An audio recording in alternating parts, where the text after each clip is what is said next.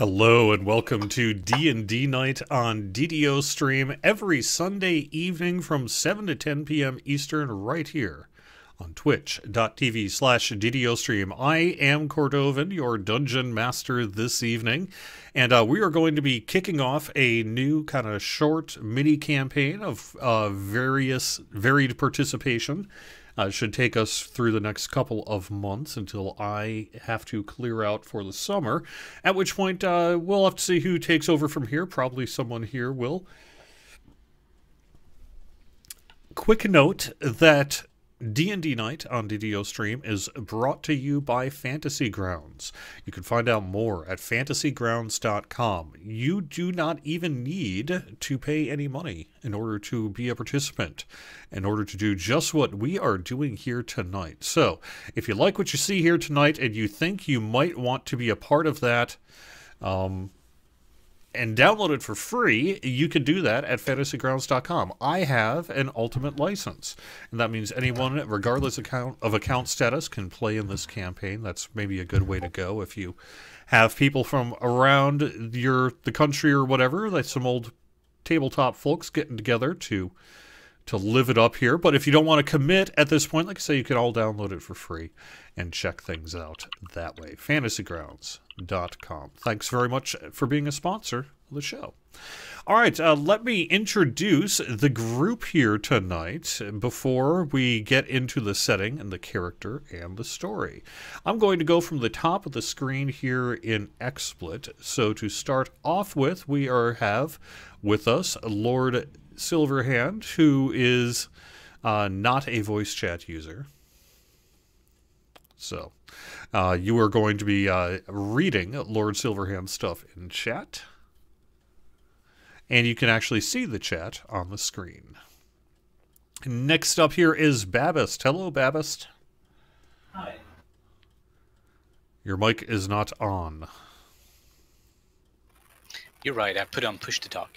I'm Groovy normally. And we'll be talking about our characters here in just a little bit. And you do like some kind of tabletop-related things as a hobby and a business. And so why don't we give that a little promotion as well? So where can people find out things for like DM screens and some other cool stuff like that?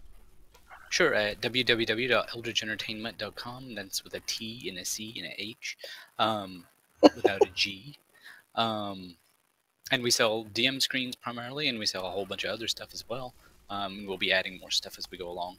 I also have my own stream on twitch.tv.groovy, or /groovy. And of course we do Alex and Lynn DDO Sundays on Sundays. Excellent. Next up here is Even Note. How you doing, Even Note? Is it Nefaria? Nefaria. She doesn't really care what you call her as long as it's not late for supper, you know? All right. Even, let's do a little plug here before we get into the characters. Where maybe will people have seen you before, and where can they go to find out more about what you do? By the way, the last words of your sentences are cutting off, at least on my end. Well, I am also on twitch.tv/DDO_even, and I will be following tonight's show right here on DDOstream with a very special stream with Even, little memorial to a friend in Guilty we recently lost. And, yeah, I'm on Twitch as Even Note. Good enough. That's pretty much it. All right, good enough. Comic Relief is next. Hello. Greetings all out there in Twitch land and whatnot. I am Comic Relief, and I am playing Hieronymus Zydek, who goes by Ron. And I suppose I can say it out now here. He's someone of obvious orcish descent. All right, sounds good. Trist is up next. Hello, Trist. Hey, this is Lynn from DDO Sundays with Alex and Lynn.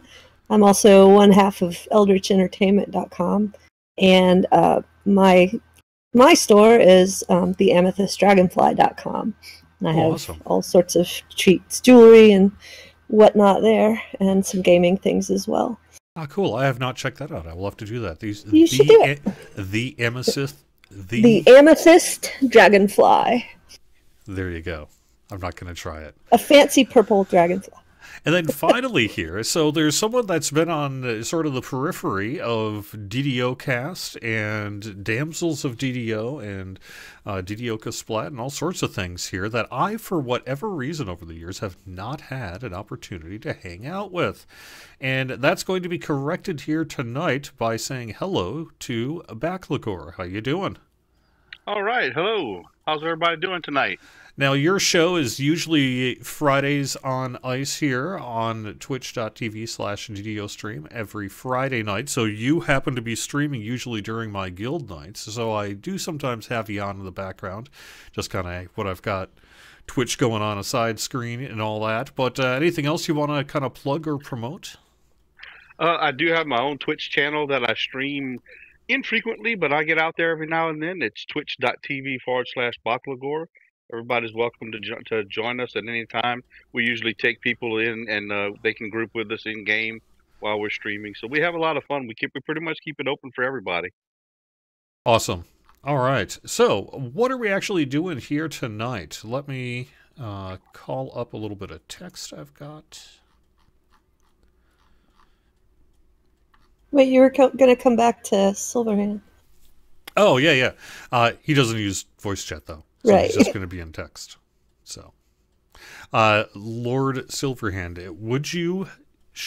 could you say hello in Fantasy Grounds chat? Could you in a box? And you'll be able to see him in Fantasy Grounds chat. Not everyone needs to be on voice chat in order to be a part of D&D Night on DDOstream. Okay, so where are we starting off here? This is the World of Eternia, basically the same world that took place in The Witch and the Woods, but in a very different part of the world. It's a world of magic, but you and your fellow apprentices attend a very special and very secret school where a form of magic is taught that could unbalance the very world if its power became known. Under the tutelage of a Master Ebeneezer, you have learned how to combine your abilities and can cast spells beyond the ability of one wizard alone. If the world were to find out about it, they could, say, gather a group of 100 first-level wizards, and that would be bad. Time and the very world itself could well become destroyed. So, you and your group study carefully, quietly, deep in a mountainous region of the far region here.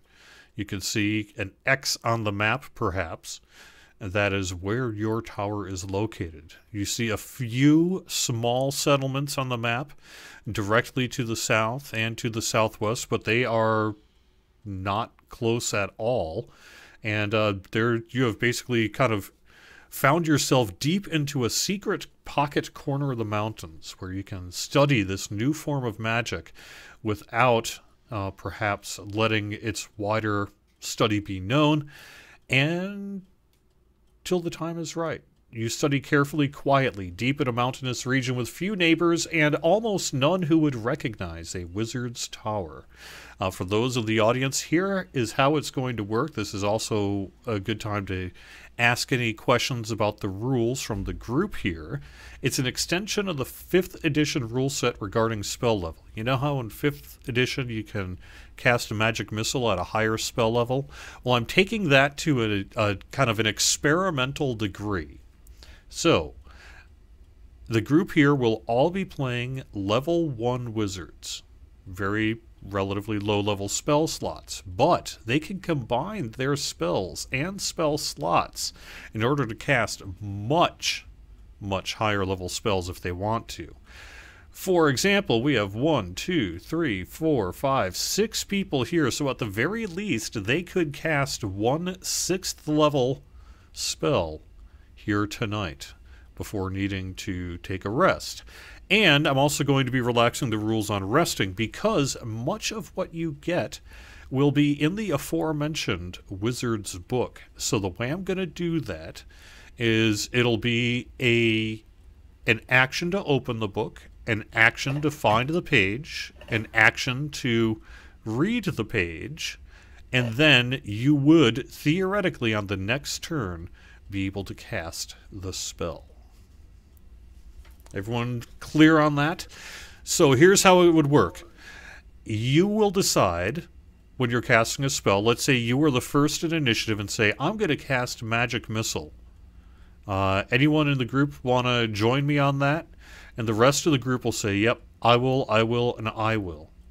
That will continue to be cast until that last person's initiative, at which point it is cast at the power level of the people who are participating. You don't have to participate. If something stops you from participating, that's fine. The OG person can continue to cast the spell. It may prevent your contribution to it, and it could, if the OG gets attacked, they could, of course, run into some trouble. But we're going to be pretty relaxed in concentration checks and go with the ability that you can create a pool together and cast. So, 4 level 1 spells. A level 1 spell could be cast at level 4, or 4 level 1 spell slots could be a level 4 spell cast. Everyone clear on that? Yes, but I do have a question. Yes. So you say it takes an action to open a book, action to find the spell, and action to whatever it was. Read the spell. Right. Okay. So would it be possible for person 1 to open the book, person 2 to find the spell, and person 3 to read the spell all in the same turn? Yes, and that's the whole point, is you are a group in a wizard's tower under the apprentice. You are an apprentice under Master Ebeneezer, and things may well be happening here that might, because I want you to be low in power level. You are level 1, and I do want to have a certain number of kind of innate spell casting ability will be the same as level 1, but I do want to create a mechanic where we're not resting after every, say, encounter, because that may not be possible. Now, question, like Magic Missile is one of the spells I took, but if, say, I have initiative and I say, I want to cast Magic Missile, and somebody wants to join in, but they did not take, or whatever spell, would they still be able to join in? Yes, you were simply contributing your spell essence, essentially, to the casting of the spell. So you don't necessarily need to take the spell. Excellent. Absolutely not. You are just contributing your magical power to it. Presume the same thing would go to preparing the spell, since, if I don't have Magic Missile prepared, I can still contribute to it. Exactly right. Yeah. All right, so we're going to move actually on from this the far region map. This is just to kind of give you a sense of just how remote a part of Eternia this is. This is far, far, far in the northeast, beyond even really the other maps that you might have seen. It's really a corner pocket of the world. It's cold, but it also gets very hot. And as you can see, there are some settlements. These are largely non-human settlements, by the way. They are largely outcasts, mercenaries, marauders, people on the run from the law, ogres, perhaps even some humanoids and trolls. It's not really a place that humans go very much, and so you can find humans there, but this is really about as remote as it gets, and they are pretty remote from you. The one exception is there is a small encampment of ogres, orcs, and that who were living in the woods. You can see on the far region map to the southeast here a little bit of trees. There's a group that's been living there since before you set up the tower itself, since before Ebeneezer set up the tower itself. And they've just been living largely peacefully with the Wizard's Tower. They are really just a bunch of kind of nomadic hunters and gatherers. They're a rough lot, but they prefer to be left alone, and so do you, so that is pretty much that. All right, so now why don't you open up the Tower Outdoors map, and I'm going to put that on the screen here so that everyone can see that as well. This is the region around which your tower is located. Because of the nature of the maps here, I wasn't able to add a whole lot of furniture and stuff, so we're going to have to kind of play with the rules a little bit and just sort of figure out kind of where various furniture and windows and things like that are. But I do have marked on this map a couple of doors, and that is the path by which you generally go into the wizard's tower. You'll notice there's some kind of crevasse-looking things on the map as well. Those are extremely deep pits. Even though they may not look like it on this map, they are representative of extremely deep cliff face-like pits by which even the bottom floor is built over for sanitary purposes. Nice. It's an important feature to include in anything. Yes. So don't fall in, is what you're saying. Probably not a good idea. But it also, you know, you need to put those kind of frog parts that you're not using for your spell components somewhere, and so it tends to go into this kind of deep pit over around that way. Otherwise, as you can see, you're built up on sort of a hill, and then there's a very steep mountainous region just a little bit further to the north. If you want to open tower floors 1 to 4, that's where we're actually going to introduce your characters.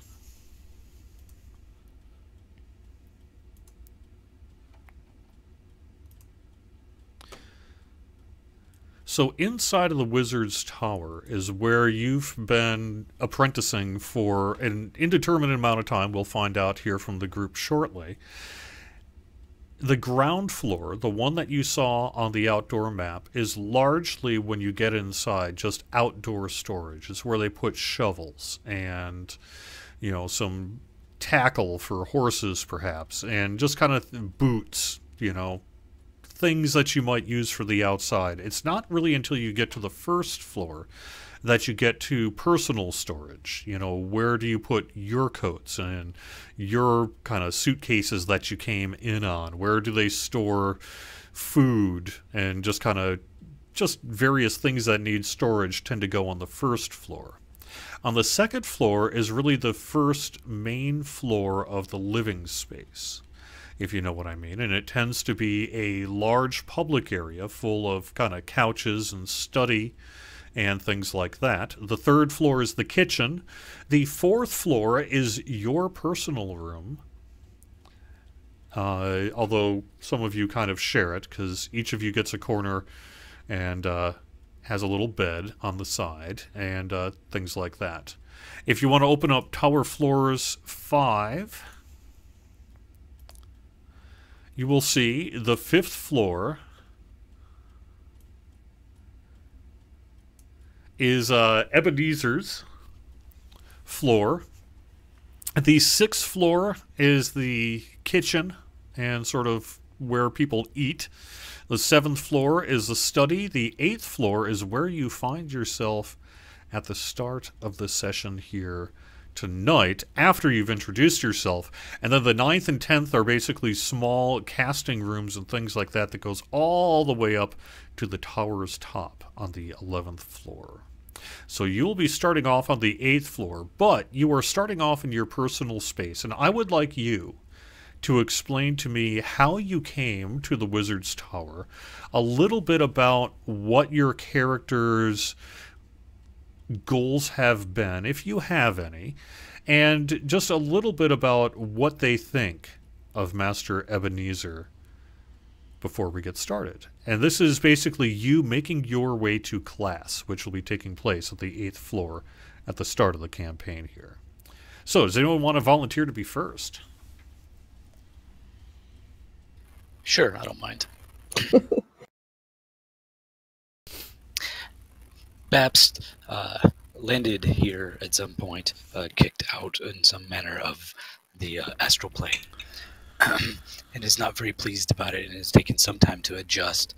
He found a place he could continue studies in his effort to return to his people, the people, and has found Ebeneezer and has managed to learn a little bit here. Okay. All right, and so what is the race? He is a Gith Yankee. A Gith Yankee, okay. So he's not very pleasant to begin with. He's only recently gotten to the point where he is willing to talk to other humanoids. All right. While we're introducing, I am going to be taking people and putting them onto the combat tracker, if I can, which I can, and getting things set up. So who wants to go next? I can go next. So Trist, the Wonder Worker, she actually was orphaned at a very young age and doesn't actually remember much except just the trauma of losing her family. And it was by as far as she remembers, a sort of a local lord who doesn't really treat the people right. And her parents were killed. So she was raised in a village that didn't really know what to do with her. She's actually a Kalishtar. And so it's my understanding, looks kind of elf-like, but not quite. And lived there for a number of years, but then just kept accidentally setting things on fire. And they decided she was doing it on purpose, and she wasn't.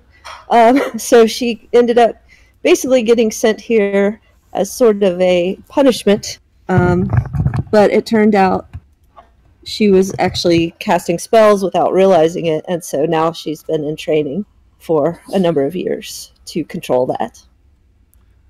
Excellent. And what would you say your purpose is to this particular school of magic? What do you find attractive about it?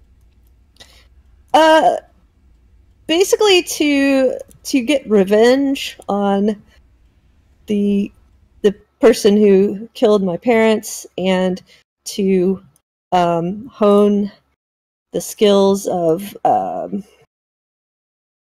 let's just say being able to get my way.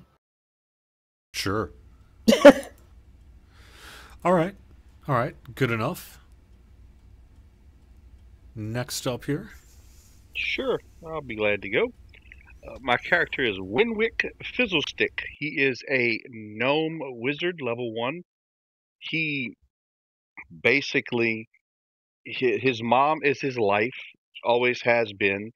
She ended up getting killed. It wasn't really accidental. And somehow a group of wizards felt that Winwick had a very extraordinary ability for magic. So they took him and brought him here, and Ebenezer's kind of brought him in and is going to try to train him. And Winwick's dedication is going to be to try to help people who were victims like his mom. So he's going to be really dedicated to this and looking forward to learning as much as he can while he's here. Nice. And Lord Silverhand will text, and I think that's everybody, isn't it? Is anyone not gone? Even. Yeah, I also had to go AFK for a bit. My brother stopped by and chat. Okay. As you can see, I have you on the 8th floor, and let me actually... Where did I call up my Master Ebeneezer?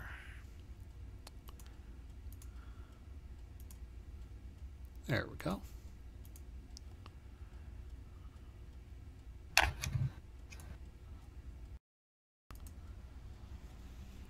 You can see once you get a little practice on this stuff, it becomes a lot easier to sort of sort through this. So Lord Silverhands has typed in the Fantasy Grounds chat in case anyone missed. And Comic, do you want to? I'll let you go first, then I'll go. Yep. Lord Silverhand says it's Hitrin. Are you doing this on purpose? This ought to be good. Take a stab at that name. Linksacasendalor.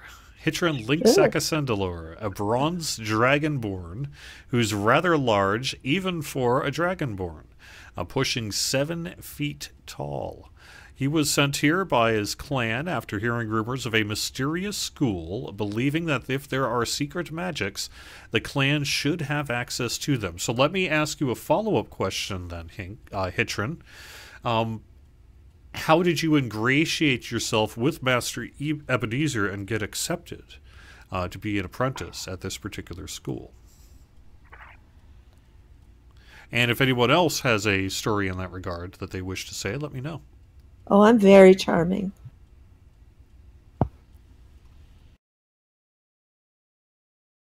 Somehow. All right. So, I'm actually going to move you because you're actually looking outside a window at this point. So let me kind of move you over here. The way it goes, as you can see, is as you get up on the floors, it moves to a more standard square room with thick walls. That's used for library space. There's lots of library space obviously needed in a place like this. A lot of laboratory space and things like that. So the outer circle is really more the social space, and the inner circle is more of a storeroom. It is only 10 feet tall, but you are like 80 feet off the ground at this point. So it has its advantages in terms of learning magic and being able to do various things. So. All right, let me actually call up that map into center space here, because this is where our adventure will begin.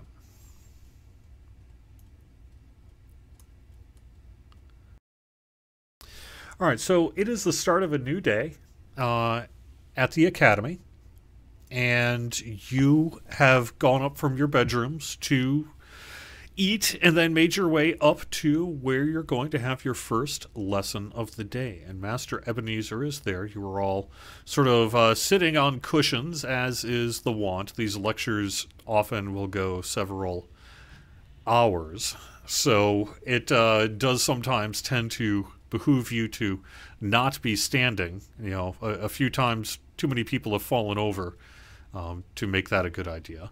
And Master Ebeneezer is going on about how to find and separate particulates from the various wind that might be coming through a window and using that to your advantage. Is there anything you guys want to be doing while this is being discussed? Can I bring me coffee to class? Sure. All right, so we've got someone drinking coffee. With a wee bit of rum in it. Anyone else? Nefaria is just going to sit watchfully here to see what happens. And reserve judgment until something does. And remind me what race you are, Nefaria. I am a tiefling.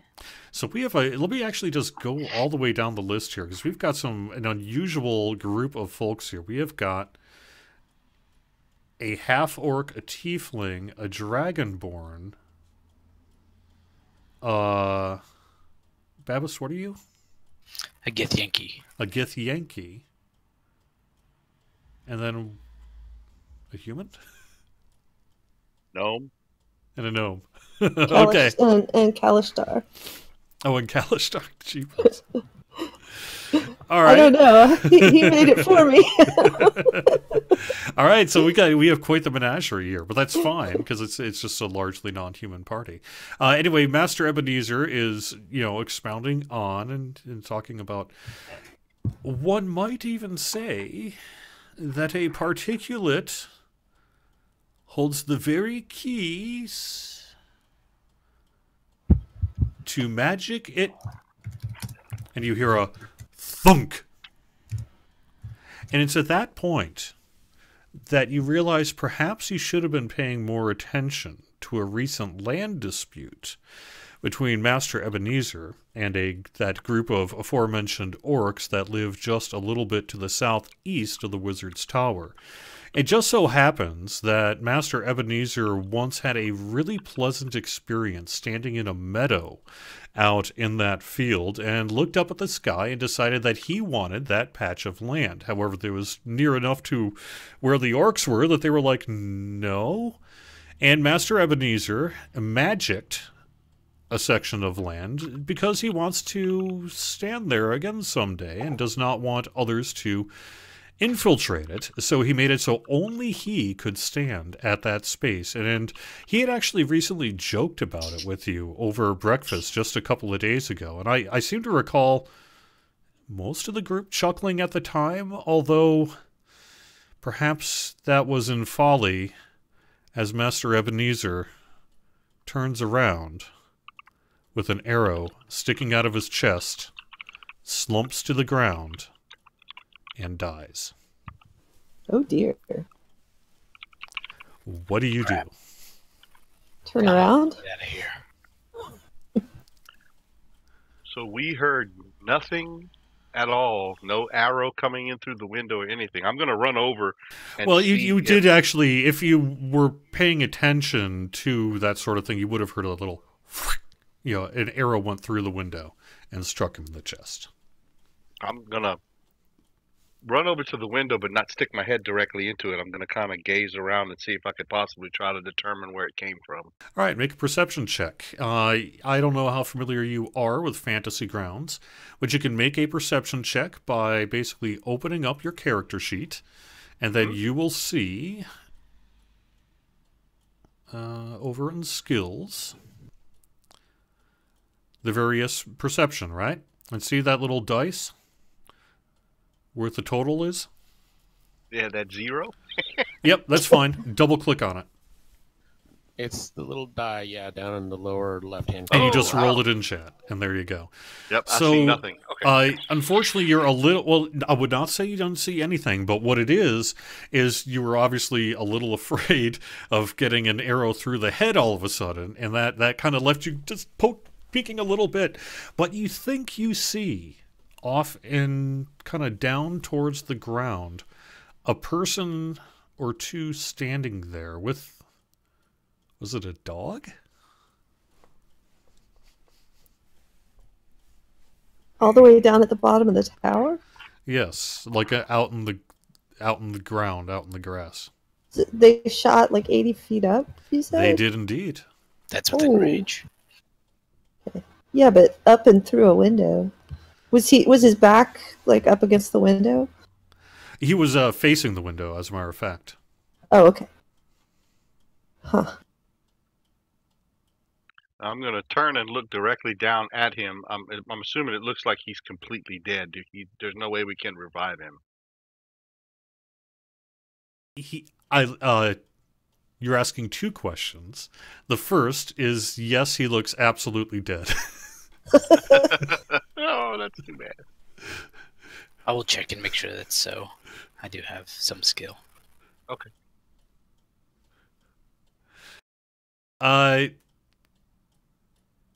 Try to give me do you like a heal skill or something like that?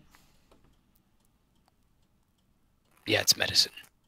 Yeah, why don't you do a medicine check on me?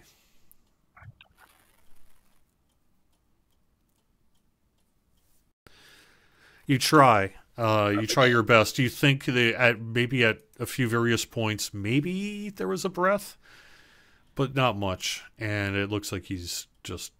It must have been an incredibly lucky or incredibly accurate shot that just stopped his heart right away.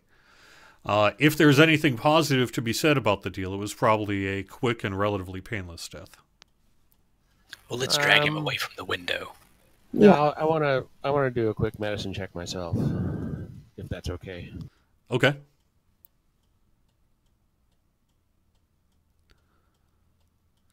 All right. You can see that it was a clean shot, and you think you can probably pull out the arrow if you wanted to. Oh, yeah. Combat medic. Says no. But yeah, I'll pull it out.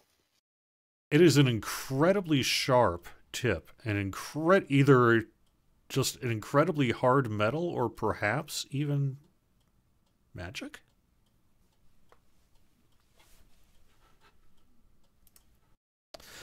All right. It's around that point where you accidentally stand up briefly and then shoot back down, and you hear a voice calling from outside. Hey, kids. I don't know what, the wizard's kids. Any of you there? Don't say anything. Let's wait and hear what he wants. That's all Yeah, you give me hear. to give away everything. Are you going to do anything? I say let's remain quiet and see if he continues to speak. Yeah, I'm going to start searching Ebeneezer. Keys, etc. Books. Well, as a matter of fact, there really was not much locked from you. Anything that was prohibited to you, Ebeneezer was a powerful enough wizard to just sort of make it so that you could not, even if you wanted to. See ya.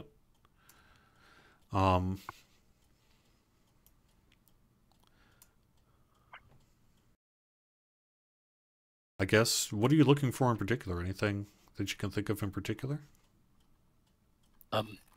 Anything in pouches, anything that around his neck, anything that could be a portal key or something like that as well.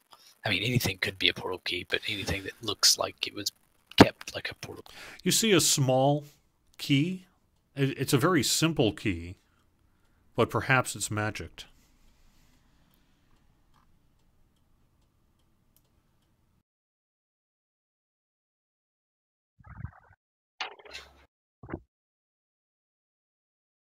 Well, I guess you should grab it. Yeah, I'll grab it and then, like I said, drag him away from the window so we can be around where he may be, but not in the window. Are we the only people in the tower? Yes, it is just you and the Master Ebeneezer are the only people who actually live here.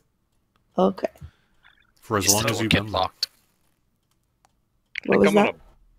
I think I'm gonna back away from the window a little bit to get out of shot, so that I'm not standing directly in front of a window. And I'm gonna whisper to the rest of the group. As long as y'all don't object, I'm gonna yell down and see what he wants. All right. Go ahead. So I'm gonna cup my hands around my mouth because I don't want him. I'm hoping I'll be able to hide my exact location in the room when I yell out, because I don't want to get shot from anywhere, because apparently these people know how to shoot this from that far down, this high up. I'm gonna say, "What you be wanting with us?"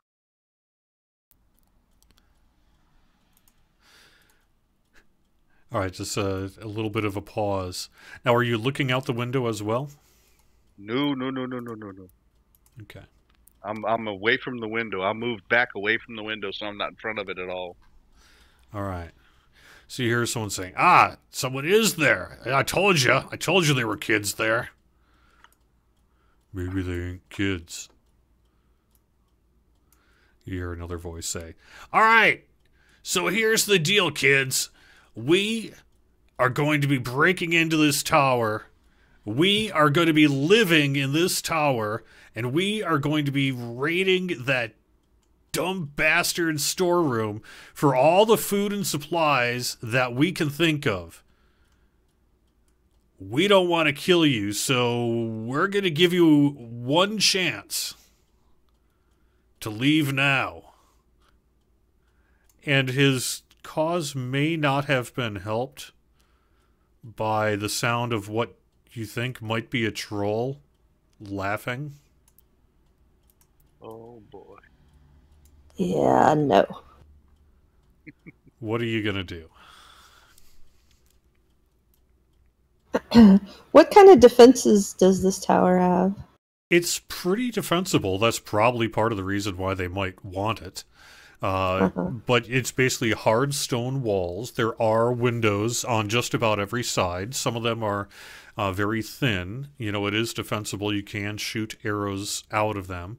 And if you're extremely lucky, get in. There are thick walls, as you can see, on the floors fifth through the top here is some real thick, sturdy walls, and on the lower floors, some big columns that support this thing. So it's a very sturdy tower that is able to get up quite so high. And it's made out of a hard stone. And, you know, in the area around it, it's, despite the fact that it has a front door and everything, there's also kind of deep crevasses and stiff or steep cliff faces all around too, so it's pretty defensible. Okay. I don't know about you guys, but most of my ranges are like 60 feet, and we're 80 feet from them. Correct? Yeah. Yeah, So we might need to go down a approximately like floor. that. I mean, approximately like that. You were on the 8th floor and they're on the ground. So yeah, you probably would want to go down a little bit, but you can talk to them if you wanted to, or you can try to sneak your way out. I mean, that's the point. Right now, they only kind of know you're there. Although now one of them is like, yeah, I told you there are people there.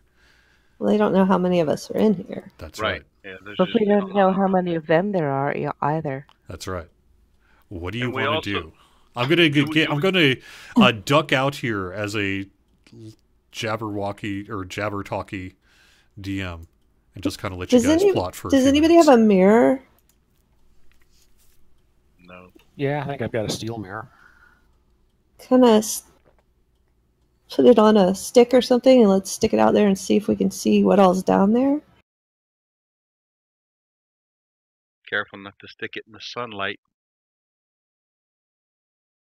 Do we Not have sure any how- idea if the bottom is locked or not, or is this kind of wide open? Do we have any idea if the bottom's, sealed shut or anything? I'm gonna assume it's That is a locked. good question. No, as a matter of fact, well, it would have been lightly locked, but they mostly just assumed that between magical wards and, as a matter of fact, now that you think about it, why didn't the magical wards work?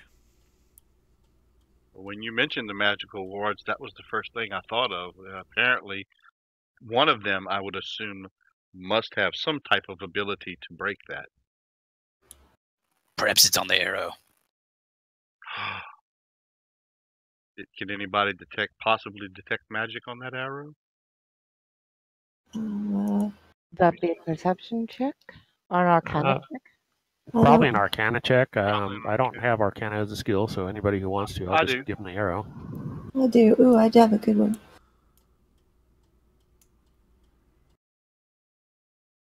Oh, yeah, yours is a little better than mine.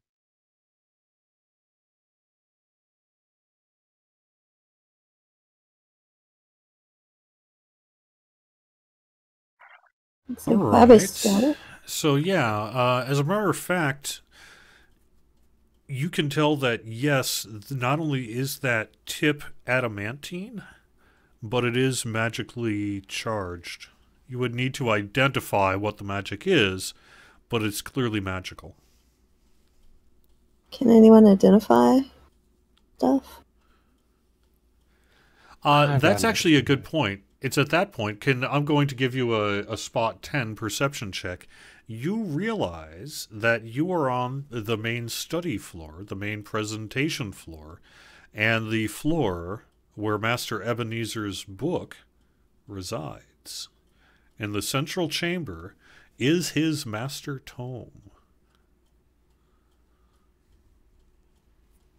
Sorry, his master what? His Master Spellbook Tome. Okay, The Master so- Spellbook is located on your floor in that room. Okay, so we can use the book to identify this arrow. Yep.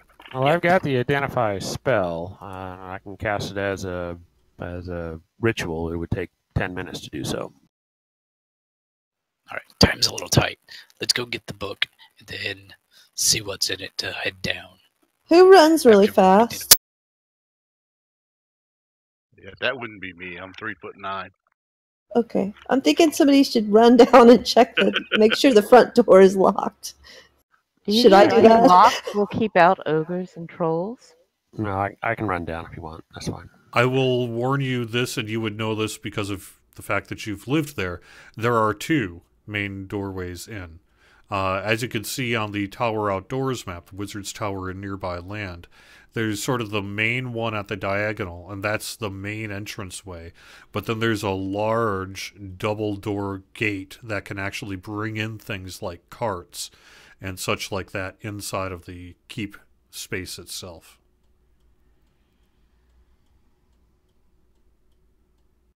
All right. I'll go ahead and head down towards the main door that's on the diagonal. Okay. And I'll go to the other one, trying to be sneaky. quiet. So the way you would both be going down the same stairs. Now that's the one piece. So I should mention here real quick, the way these tower maps were created took me about an hour, which is actually not very much, and it was using an online tool that allows you to randomly create dungeon maps. And I went and took them into like basically kind of a Photoshop, kind of cropped them out of the dungeon, and then built a tower out of them. So it's lacking furniture and it's lacking staircases. But what we're going to assume is that there are staircases essentially on the, let's just call it the southeast side of every floor. And so you could just go there if you want to. And now, you're going to have to go down to the first floor together because that's where you can actually see the space out to get to that hallway. However, if you're going all the way down to the ground floor, that may take a little bit of time. Is there anything else that folks want to do while you guys are doing that? Well, I guess as they're heading downstairs, is somebody going to get the spell book? Right. Okay. We should Yeah, definitely you guys check work on the that room. spellbook thing while we go check the doors. I'll go with Babs to get the spell book, Excellent. just in case we run into something. Excellent choice. So you guys bolt. Well, let me just say, how do you go down the stairs? Are you going to try to just like bolt down the stairs under the assumption they can't hear you? Or do you I'm want gonna to be go slow quietly. and sneaky? Because sneaky is slow, and you've got 8 floors to go down. Maybe midway between slow and sneaky. If it's a stone stairway, unless we have really echoing hallways or something like that, it should be essentially relatively quiet. So I'm not going to like stealth down, but I'm not necessarily going to rush down either. That's a So great yeah, time it's to better ask. speed. What are you wearing on your feet? What am I wearing? I mean, what you get to make it up. What are you wearing on your feet? Oh, leather shoes. Okay. I'm okay. wearing bamboo sandals. Okay.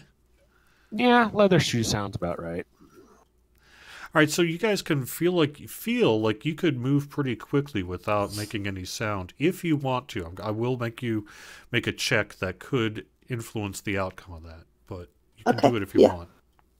Yeah, relatively quickly then, sure. All right, so find whatever you feel might be the most applicable skill and roll it.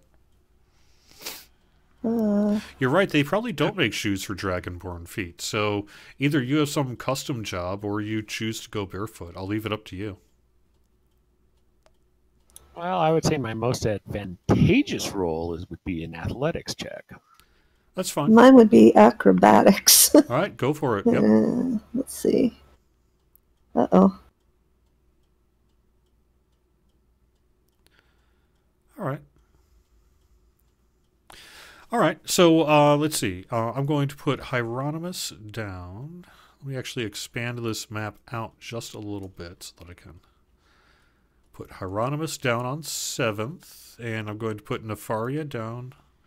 Nefaria, where are you headed? I'm headed down, not hurtling downstairs like a wayward beast, but at a reasonably good pace.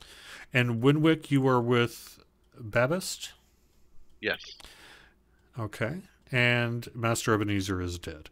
So, that was a very smart choice, by the way, Babist, because you see on a large pedestal in the Master's chamber, as it were, a very large, very thick book packed full of hundreds of spells. It is the jackpot and the tome by which all of your study has been done. It's big. It's heavy, but you can indeed pick it up. However, you notice it's got a small little dainty lock on it. A magical lock? That say a small magical key might fit? I got a key and I hope it fits. It does indeed. That is the Master's key. Obviously, it's not a mechanical lock. It's a magical lock that's been imbued with it. So as soon as you put that in, turn it, the book opens on its own, and the Master's spell book is yours. Here is what you need to know. If you open up the player's handbook, every spell is in there. And you can use it as a reference for tonight's and future events. Nice. I'm going to search around the room while we're up there just to see if there's anything else that may be of use to us. Well, you see also in this area tons of spell components and parchment and inks and quills and pens and paint and markers and sand and, just all sorts of tricks of the trade. And frankly, the 7th floor has a lot of that, same with the 9th and 10th. I mean, this is a place of magic. So just about anything you need for typical spell casting would be on this section here, and then on the 9th and 10th floor gets a little rarer, and 7th is more common. Stuff that you're going to use a lot of, because they don't have to ship it up quite as far. So we obviously can't carry all that stuff with us, so we're going to have to stay in these areas if we need to use any of this. Well, that's up to you. You can figure out what you want to do and plan ahead as the story goes, but that will be up to you. Okay, so now the group that's on the 7th floor is now on the 6th floor. And you hear again, you guys inside of the castle, you hear it, but it's pretty muffled on the 8th floor. But on the 6th floor here, you're hearing some discussion that's taking place.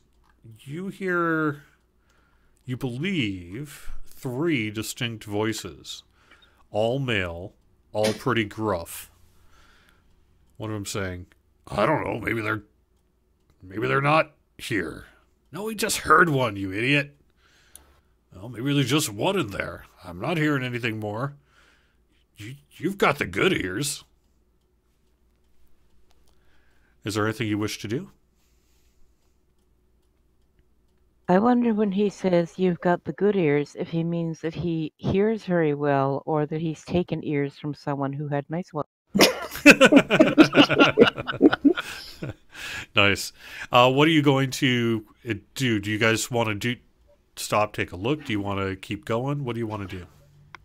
I am going to use a trait that I have, which is called Mind Link. Yep. To speak to Babist on the top floor. It has a 60-foot yeah, no problem. thing, and just let him know they're not sure at this point if we're in here. We're continuing down.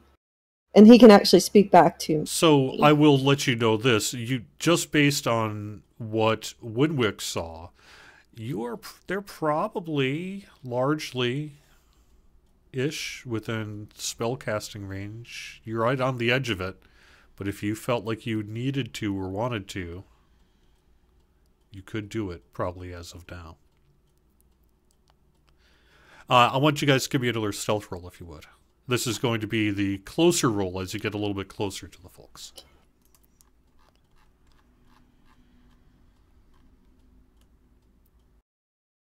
How far down are you? And my suggestion is terrify them. Terrify them? I can do that.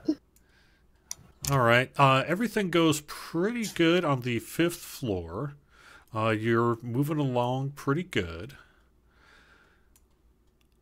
Unfortunately, I don't know, maybe one of you would know, who decided to leave that pile of books on the 4th floor stairwell. But in the rush to get there, Nefaria accidentally knocks into the books and they come falling down the stairs with a big kick, sending some books tumbling down the stairs. That'll terrify him. Oh, for the love of Shar, I didn't mean to do that. Now, because we are on a much different part of the map, I'm going to put you over here, and you will see approximately where things line up.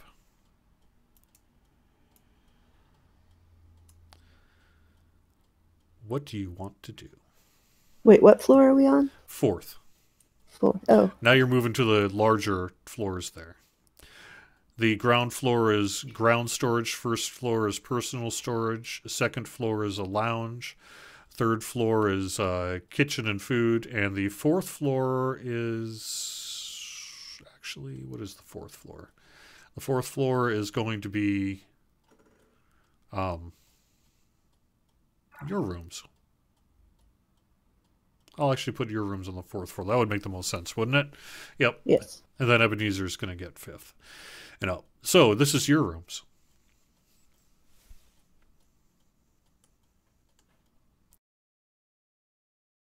Is there anything you wish to do? Looking at my spells to see if there's anything. You didn't have your personal gear, your knives, and whatever with you. I mean, you were in class, right? So I am going to go to my room as quickly and quietly as I can and retrieve my things.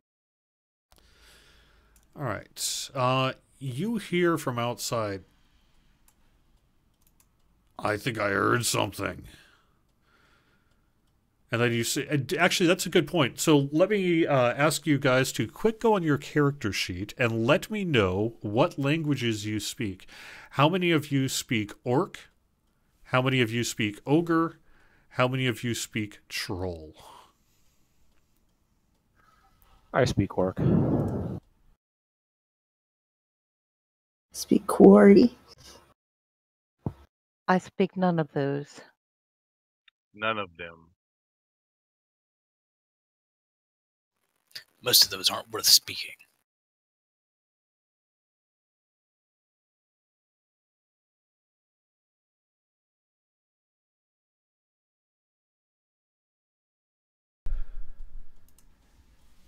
All right, well, that is going to make it more interesting. So you hear some babbling of like, to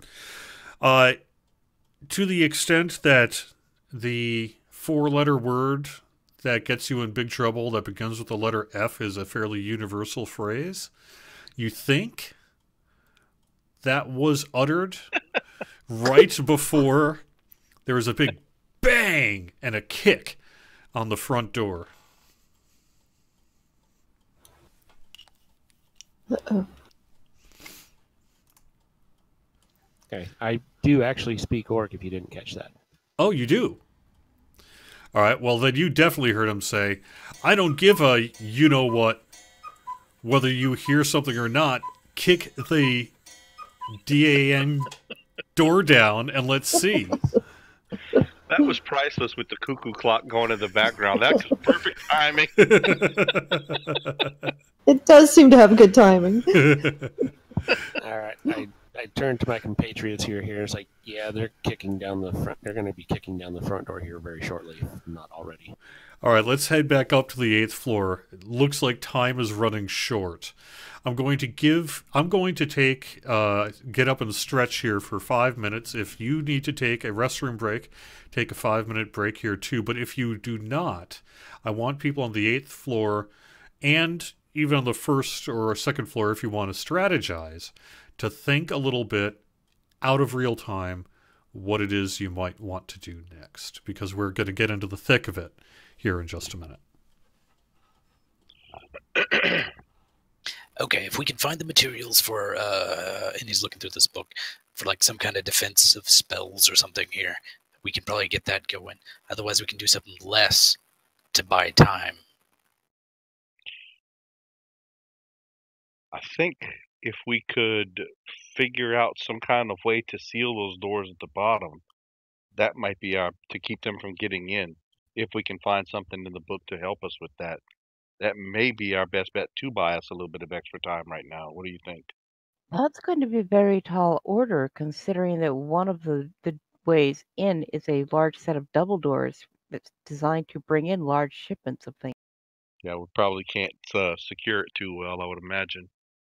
Do you suppose there's a way, they said they were after food and supplies, that we could create a small cache out of what we already have, leave that in plain sight, and let them think they found it all, but hide the rest? No. They're wanting the tower as well. The food and supplies are just gravy as far as they're concerned. Yeah. They said they want to live here. Yeah. Could we use prestidigitation or something similar to make the tower appear much more unappealing to them? Doubtful. Prestidigitation is such a minor cantrip. There's no way it would affect this huge tower. I mean, you might be able to do something with the immediate interior, Minor illusion might work a little bit better for that, but the area that it can actually affect is so small. I don't think it would be much use. Of course, we Since only if would we have can to make them affect the all- area they can see. Yeah, if it was something that could really scare them, I don't know, but I don't know if they'd scare easy though. No, that's a very good point. Well, if we just expand the toilet pits to fill the door, they come running in, and all they see is giant pits. There are trolls and orcs. I think that would actually be considered an And they advantage. might dive in, yeah.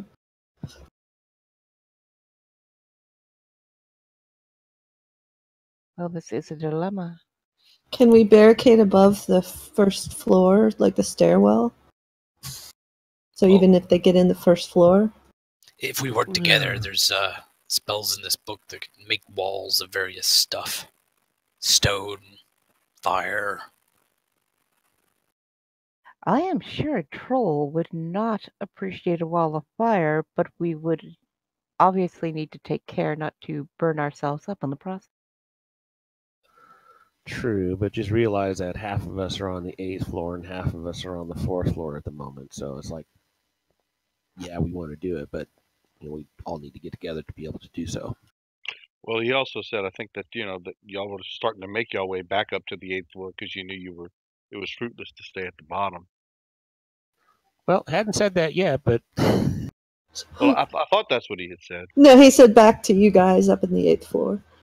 Oh, I thought he meant they were heading back that way. Yeah. I got No. No, we're still on the 4th.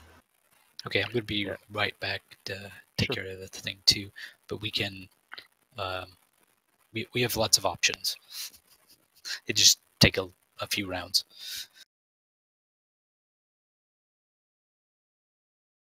Well, we might need to make our base like the 3rd or 4th floor, so we're not that separated.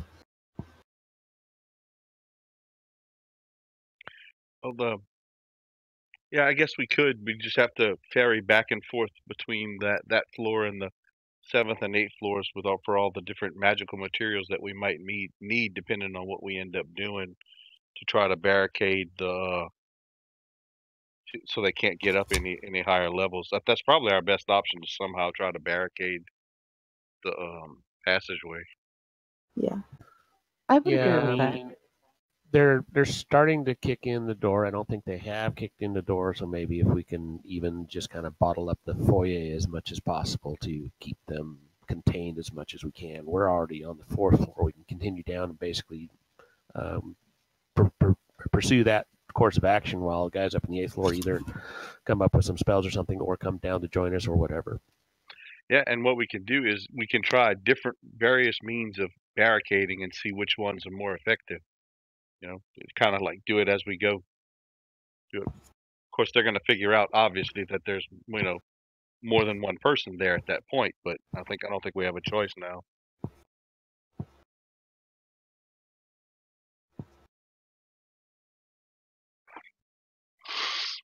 And I can keep us in contact at least somewhat while we're separated.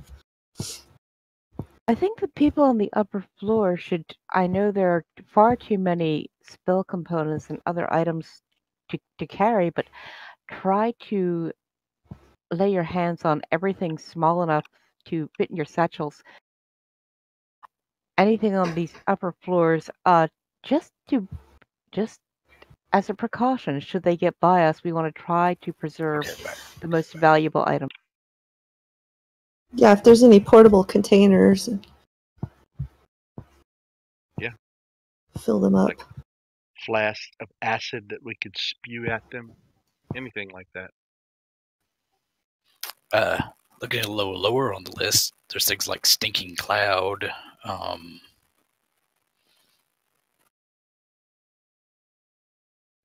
Fear. That's true. Yeah, you got some of those low-level spells, while nice in theory, only work up to a certain number of hit dice. But then again, combined, I think we can increase the number of hit dice that they affect. So, it might be worth a shot. Yeah, and Hitron did make a point and said they might think that the one person just activated some preset defenses, so there's a good chance they're not that intelligent. Maybe they won't figure out that there's more than one person, so that's a good point. So, in here, there's one called Guards and Wards. It'd take all of us and some stuff. But that's pretty much how to keep people out of your lair. Generic spell for all of your purposes.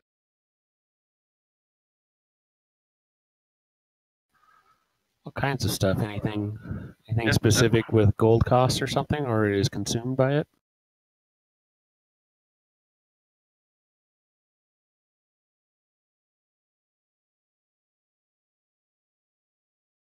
Burning incense, small measure of brimstone and oil, knotted string, small amount of umbra blood, and a small silver rod worth at least 10 gold pieces. And it lasts for 24 hours. I'm willing to try that. If you want me to start gathering those materials, I will. That way we can get started on it, unless anybody has another idea. I think it's worth a That's shot. good. I think it's a good start. Yeah, me too. Yes, I don't know. It's hardly ideal, but I can't come up with anything. And it's 2,500 square feet. What did I miss? I'll say let's give it a shot. They found a spell in the spell book that would magically prevent people from coming in theory. Okay, good. That sounds good. Well, it Which makes it floor? awful to try anyway. Which floor are we gonna do this at? Fourth? I think we try to get down to the first and Or as low as we bottom can? up as best as we can. Yeah, absolutely. Okay. Now they're starting to break in the door, but as far as I know, they haven't actually broken the door in yet. So we have some All time. right. So we'll head down. Continue heading down. Now, it's not instant. It takes 10 minutes to cast, so we'll have to come up with something before this to keep them busy long enough to do it. Okay. Yeah. Okay. It So looks like we're still going to need some people to try and barricade a couple of things to slow them down if we can, or something. right. So that's what we're gonna try to do. Then we'll head down to the first floor and try to find some stores and find boxes, barrels, whatever to barricade as best we can the foyer.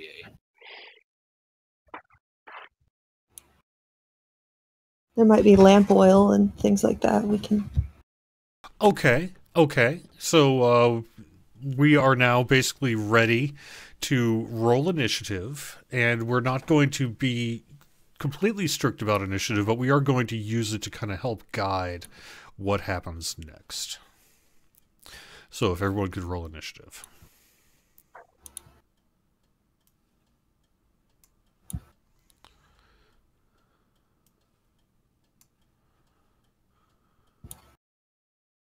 Is that on the main character sheet? I don't see it. You roll it on the chat thing. Yep. Yeah. Yep. I It's did on it your wrong main too. character sheet. About halfway down, there's a bar that says AC init speed. Under your init, there's like a little There it is. dice symbol to lower it up. Yep, just drag that to the chat. Thank you. Yes, Nice. You just saved us from rolling like Drac.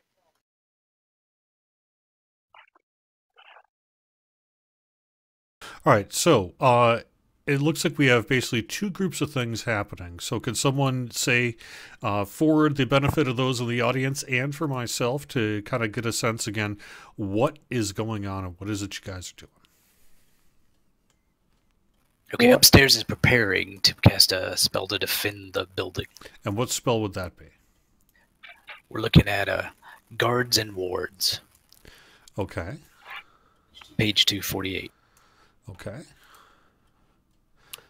On the fourth floor, we're still headed down to the first floor to try to find some stores and whatnot, boxes, barrels, anything that we can to try to barricade up the foyer to at least try to, assuming they haven't actually broken the door down yet, to try to contain them as much as possible. So here's the good news. You have a lot that you can choose from there. Because you guys don't get a lot of supplies, when you do get it, you get a lot. And that means you have a lot of large wooden boxes and things like that. Frankly, you get a lot from magical means as well. But when there is physical shipping to be done, it happens once every couple of years at best. And so you do easily find some large boxes as you go down. Now, I want to say where we are now. You're on the 4th floor where we last left off, and you heard the first bang. You guys make it down to the 2nd floor just fine, which is your personal storage floor. And I just kind of want to check to see if there's anything from your personal storage, like, say, long-term gear and equipment or whatever, that you might want to grab for your persons before you head on.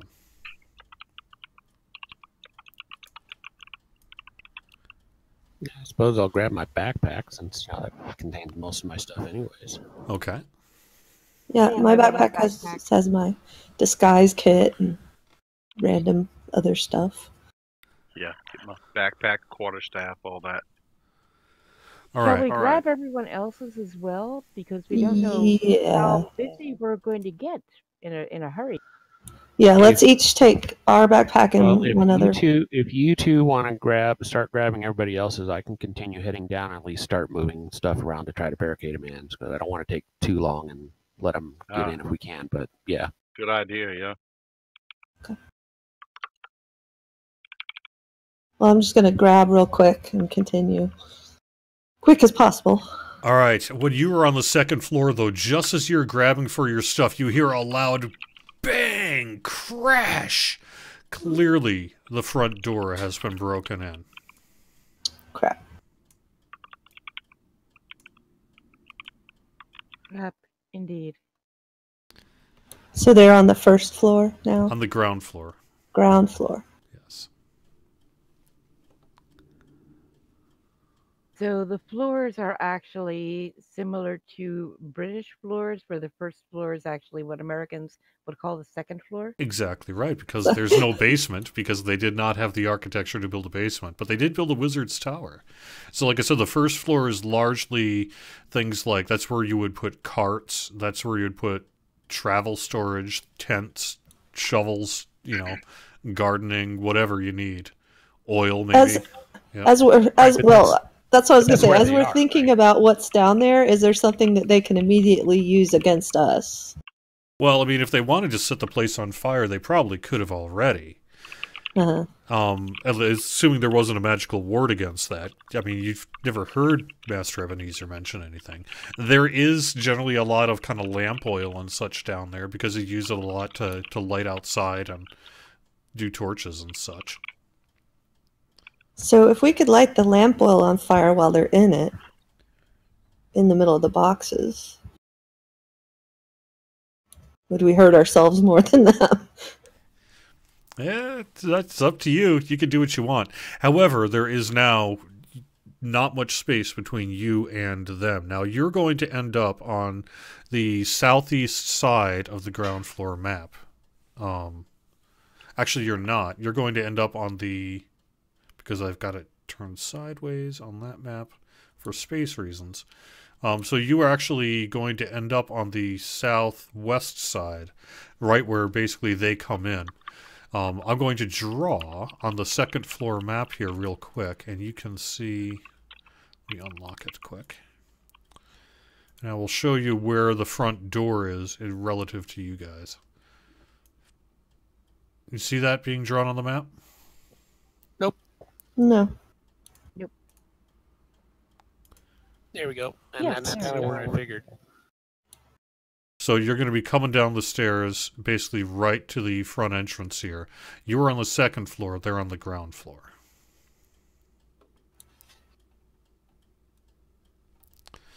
What do you want to do?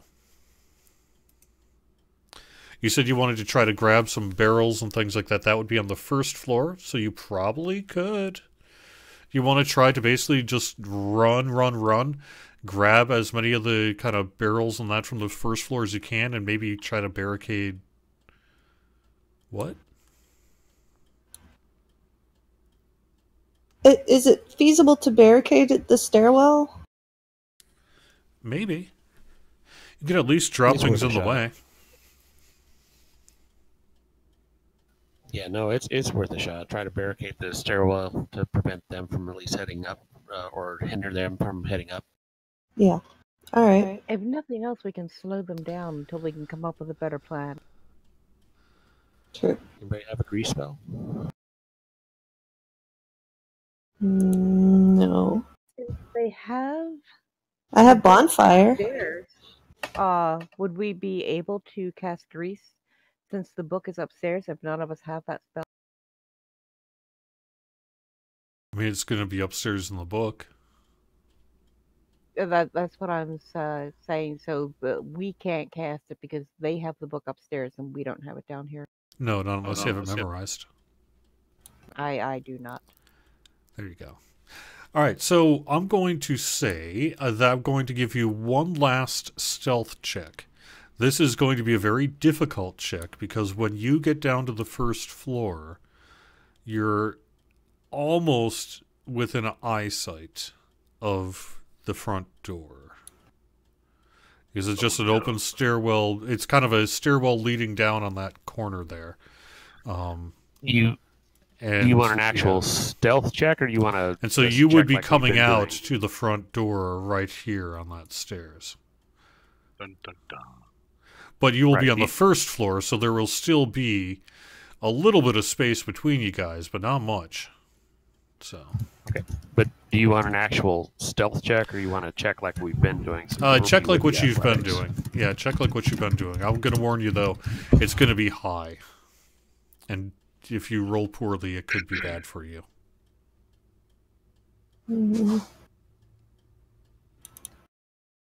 Oh! We all rolled well. You all rolled very well. So you think you snuck around the corner here. Let me actually move away from that particular map. You think you snuck away from the corner here without them even seeing that you were there, which gives you perhaps an opportunity to either spy on them and have at least two of you, if not all of you, grab supplies. What do you want to do? I will spy on them because I can let the people upstairs know you guys grab, and then I can set a bonfire in front of them. Yeah, I'll grab stuff. Yes, I will help gather the supplies. All right, so Trist, what do you have that might benefit your ability to listen outside of just typical hearing range? Let's see, I have...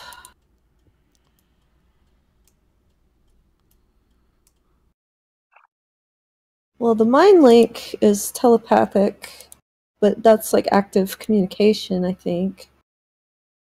I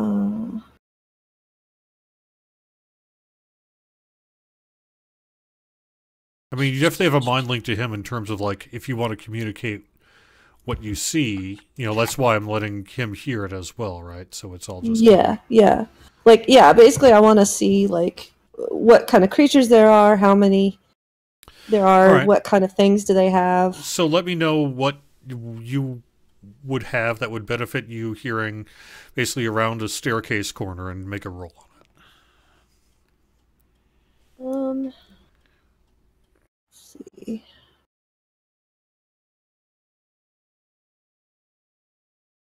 Is that just perception, I guess? That'd be fine. Or...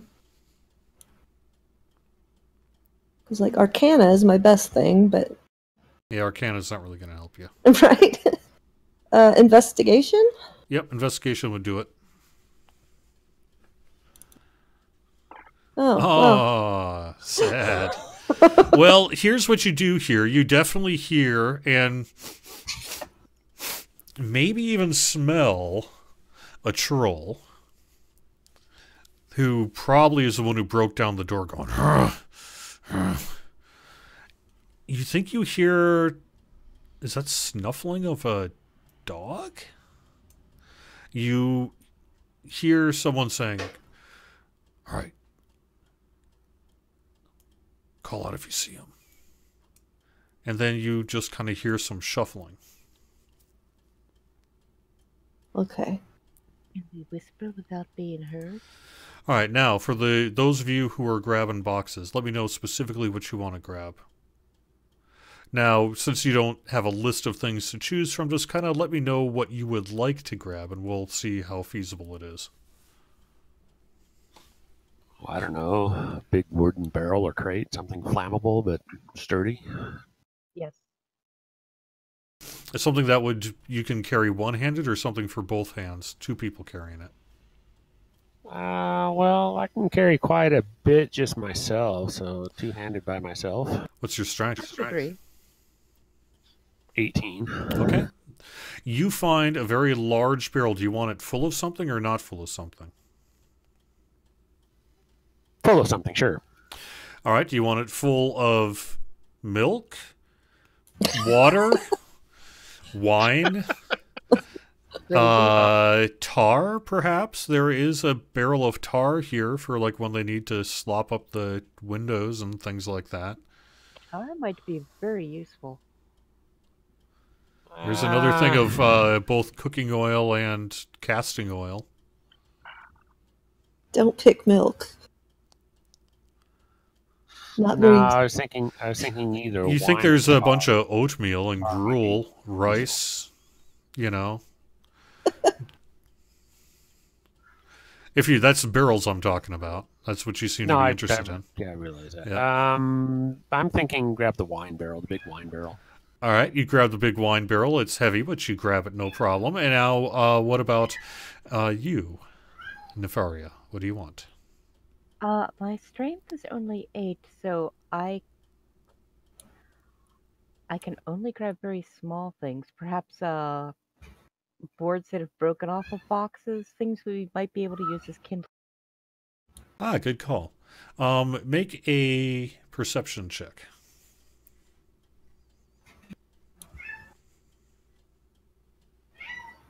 In the tower or out? Whatever you want to do. Out is fine. I believe in public roles. All right. It took you a little bit of time, but you did find a whole bunch of... There are sticks that would have been made into sort of cinnamon whisk brooms, but they just haven't had an opportunity to be made yet. And so you find a great stack of kindling. And now have both hands full. Or did you just want one handful? I believe I can carry 2 hands full. All right, so now we've got a gigantic barrel, and we've got a bunch of kindling. And you guys are back at the staircase. At that point, you see, let me see if how I could best put this on the map here. I am going to move you guys to the ground floor, but we are just going to play pretend that you are one floor above. But this will help with facing and figuring out who's going where and what's going on here. So, you guys, let me actually draw real quick. By the way, did you know that if we bring up the outdoors tower map, we can see what's... I just realized that when I brought it up. You should be able to see a bunch of things. Should or shouldn't? Should. Okay. These are things that you've either seen or heard or would have seen as you were kind of by the window and what have you. Now, not everything should be visible to you, however. So I guess I can't guarantee. It depends on what it is, but... I don't like everything I'm seeing.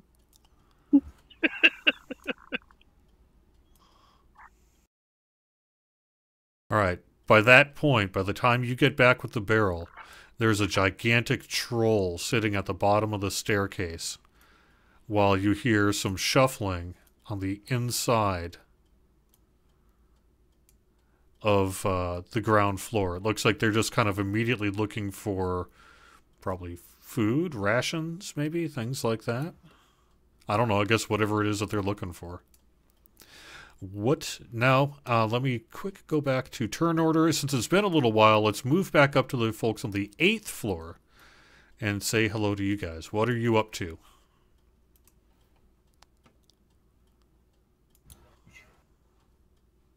You're on mute, hon. Sorry, I got it on push to talk. I'm pretty sure we've been gathering components for guards and awards, and I've probably directed somebody to grab some additional phosphorus and sulfur for a backup ID. All right, both of those things have been accomplished. Now, what would you like to do? All right, let's all start moving down while we flick through this book. That sounds good.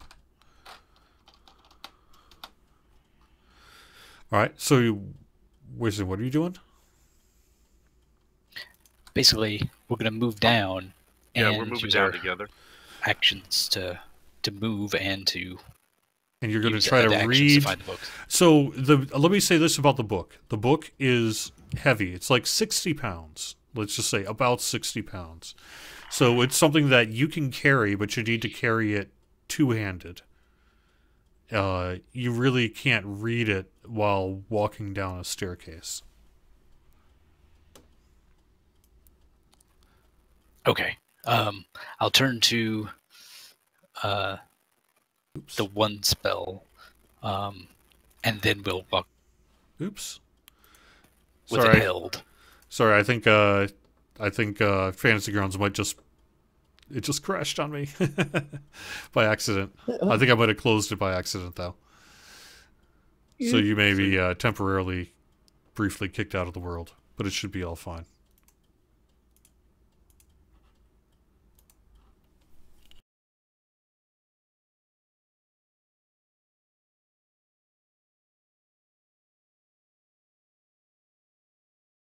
While we have a little break here, let me just mention that this is D&D Night on DDOstream. This takes place every Sunday night from 7 to 10 p.m. Eastern. Different Dungeon Masters just about every week. We do have a Discord as well that we would be happy to get you involved in. Yep, our combat tracker's back and all that sort of thing. So it should just be a matter of re-going into Fantasy Grounds and re-picking up your character. And then we'll be back to where we were.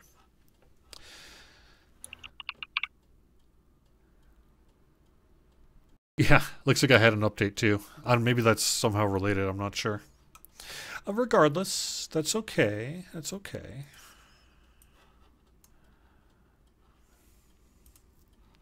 There we go.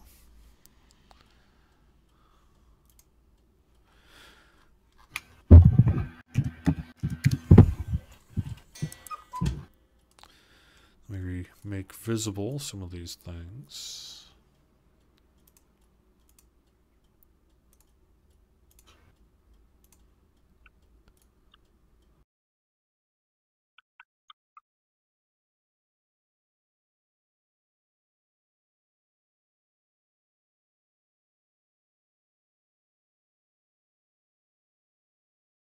Yeah, wizards with Kindles. That would be perfect. Yeah, I know, right? But you know, this has the entirety of the spellbook there, so this is a biggie.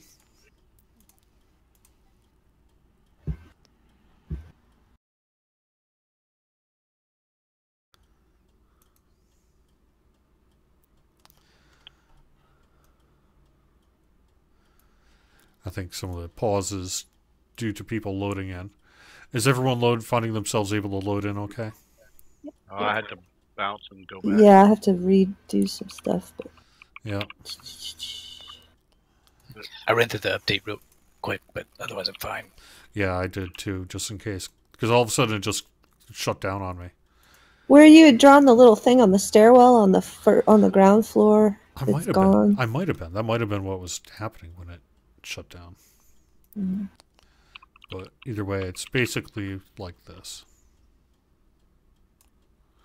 And as long as we're being dry, I'm going to draw some lines where there are windows.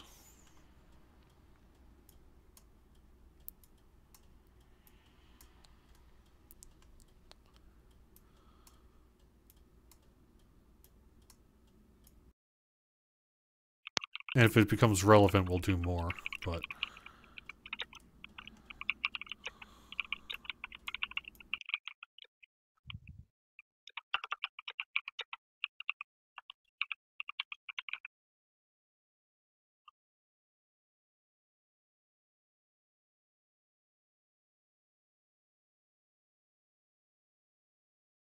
I need a bigger screen. Right. All right. So, is everybody loaded in? Nope, mine's having trouble. I'm loaded in, yeah. Where are we on the combat tracker? All right. Looks like everybody but Backwards in so far. Yeah, mine's just sitting there. I may have to relaunch Fantasy Grounds. Yeah, you probably If you run the update. You probably will, yeah. Yeah, I ran an update. I didn't have one, but I ran the update. That's a bummer. Yeah, try closing Fantasy Grounds again and reloading it. Yeah.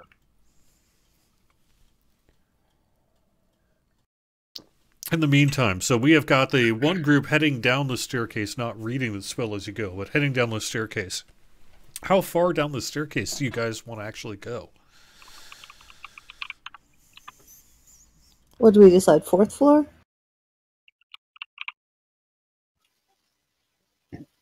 Well, we're actually on the ground floor, or just above the ground floor. We were going to try to box up the stairway. Well, you are, but this is the group that was in the Wizards with the Wizards book, and they're going down the staircase to meet you.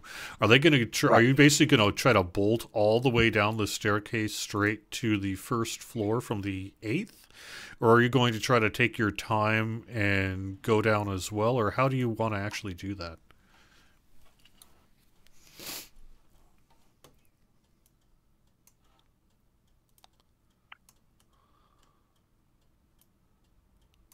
We probably need to get down there as quickly as we can, but not too speedily. And I'm not sure it's safe for us to go all the way down because we do have that spell book. I don't think that's something we want those guys getting their hands on, is it? No. Probably not. No. Probably not, but at the same time, they're not likely going to be able to use it either. That's true. Except there was that magic arrow. Yeah, I just noticed that Master Ebeneezer has 99 hit points, and he got one-shotted. And we all have like 8 or 9 hit points. Well, it might be a little hand wavy there. Yeah. I'm letting it sit at the character selection screen. I still can't see anything, but it may take a minute to populate. Arrow of whatever he was slaying. Yeah. Yeah, so I'm gonna let give you another minute or two to kind of load in here. Should I try to free your character, do you think? Clear. Not sure, maybe so. I'll do it. I'll clear the owner just in case.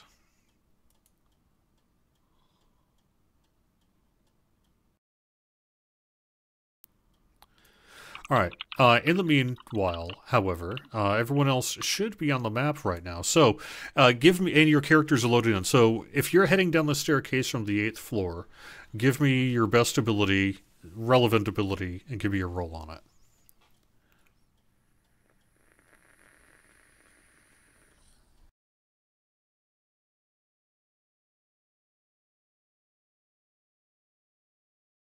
Did everyone catch that? I missed that. I'm sorry. I just got loaded in. What was that? If you are headed down the staircase, give me your best ability and give me a roll on it.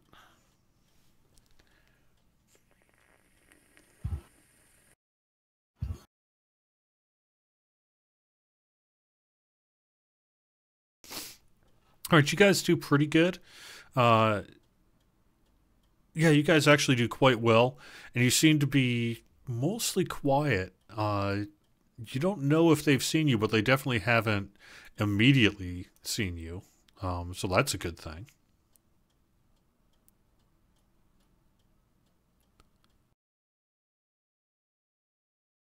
Are you going to go down to the 2nd floor, 3rd floor first? Where do you want to... You going to leave the book somewhere? You going to take it with you? Are you going to go to like the 3rd floor and then try to read the spell so you can cast it? Yeah, it sounds like a decent idea. We'll get down there, and then we can at least send a runner back and forth if we need to between Now you parties. you have multitude of areas to place it. You've got, say, a kitchen counter if you wanted to do that. You could place it in one of your private bedrooms, like on a bed or something like that. There are plentiful study desks or things of that nature. Do you have any preference? Whatever seems kind of central. Central. So that would be probably, let's just say, on the third floor, which is just sort of like a basic lounge study floor, would be maybe where you'd want to put it on. What? You tell me. Let's say on the third floor. Where do you want to put it? Eternya is suggesting somewhere near the stairs so they can grab it in a hurry. Sure, if all else fails, we can grab the plinth or whatever and move it to where we want it and set it down.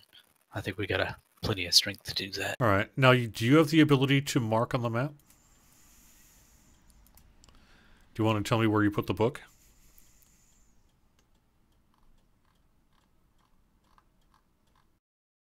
Based on the third floor map here?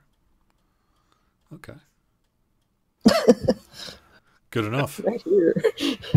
All right, good enough. So you are on the third floor, and now I'm going to go back to the people on the staircase. On the next round of regular initiative, you will be with them. So let us move straight up to initiative order here on the combat track. You want a new initiative roll? We haven't used this initiative. You should now see an orc war chief in the combat tracker. Do you? Okay. Yes. That Yeah. orc war chief hears something happening and starts going, let's see, 5, 10, 15, 20. And starts going up the staircase.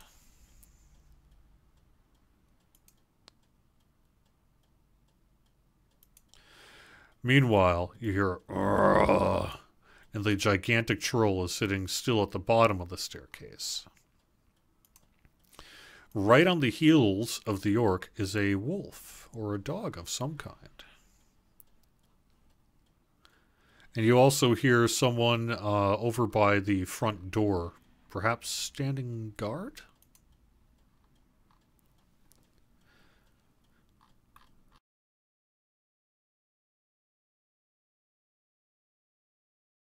Winwick, it's your turn. Well, we're on the fourth floor. They're coming up from the second floor, right? They're coming up from the ground floor. And you are actually on the third floor. Can I hear him grunting from where we are? I can't. You sound like a robot. But yes, I picked up enough to know what you were saying. You definitely hear the troll from down to the bottom of the staircase. And you don't really know if you hear someone coming up the stairs, but they're certainly right there at the bottom of the steps. We have cast the spell they want to cast. Unfortunately, you broke up there. Could you try that again? So start that connectivity. I was going to start preparing sleep spell. You said you're preparing the sleep spell. Could you quick do me a favor and actually drop out of Discord chat and then rejoin it? I bet a new connection will solve this problem. But I think you were saying you were going to prepare the sleep spell, which sounds like a perfectly valid thing to be casting here. So as soon as you head on back into chat, we will actually do the sleep spell. By the way, Jerry, I'm not seeing my icon on the screen. I am not seeing you either. Where are you? It's there, but it's Yeah. blank for Yeah, me. I see the little green box for it, but my Yeah. icon's not actually in it. There it is. There we go. Okay. And Hitcher was typing in Discord chat that if he dropped, he probably couldn't hear any of that. So we're still waiting for him to reconnect. All right, we'll hold his action then, and just kind of let him get back to it so we can sort this thing out. You hear a bunch of stomping coming from outside. Trist, Your turn. I am going to drop a bonfire on these guys. It has... Wait a minute. It has a radius. How do I do the radius thing? I don't know. What's the radius? If you right click on the map or whatever and you click pointers, you should be able to draw a circle and it should help you with the radius. Okay. It's a 5-foot radius. 5 foot.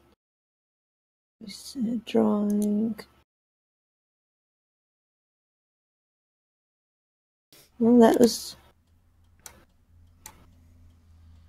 Sorry. Hold on. Draw a circle? Yeah. And remind me what the spell is, if you could read it for the audience here. Sure. It is create bonfire. You create a bonfire on the ground that you can see within range. Until the spell ends, the magic bonfire fills a 5-foot cube. Any creature in the bonfire space, when you cast a spell, must succeed on a dexterity saving throw or take 1d8 fire damage. The creature must also make the saving throw when it moves into the bonfire space for the first time. Okay. And what's the range of the bonfire? 60 feet. All right, so I assume you're going to cast it where on the staircase? Let's see. Let me zoom Are you in going to just try a- to cast it directly on the orc chief? Or in front of him? I am going directly on him. I can't get the circle thing to work. Don't worry about it. We'll sort it out. Okay. Regardless, give me a... Is there any roll associated with it? Otherwise, just give me a basic ranged attack. And let me see how accurate it is. Oh, whoops. See, I did that now, and I don't know how I did. Sorry about that. No, it's no problem. I totally understand. It does have attack. No. Actually, should you just be able to grab and put it where you want now? Much. Okay. Sorry. All right, so yeah, you put it right on the orc war chief, and he howls in pain. And let me give him a saving throw. That would be probably Dex.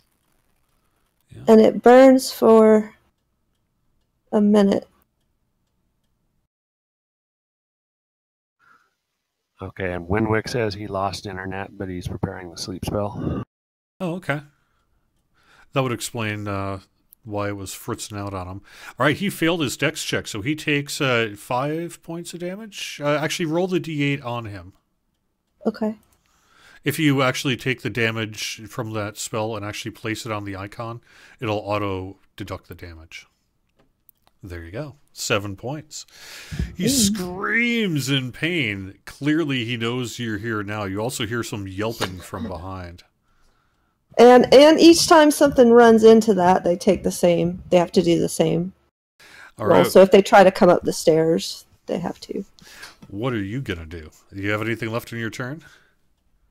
I can use my bonus action just to shout up through the mind link that troll, orc, and wolf attacking at the door. We're in the downstairs door. The bottom stairwell, whatever. All right, we're on the 3rd floor. Good to know. Got it. All right. It is the troll's turn. The troll rages from behind and charges forward. You say it needs to make a dex check. It failed its dex check, so it takes 1d8 damage. Why don't you feel free to roll a d8 if you'd like. Who? Oh, me? Yeah. Sorry. I was trying to get my marks to go away. That was the troll? Yep. All right. And then 10, 15, 20, 25, 30, 35. Yeah, 30. So it's at the top of the staircase, just raging there, and is actually going to, let's see.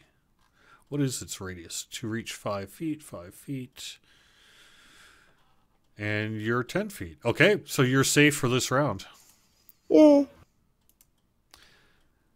I'm going to get rid of Master Ebeneezer. Master Ebeneezer is going to lay there. He's dead.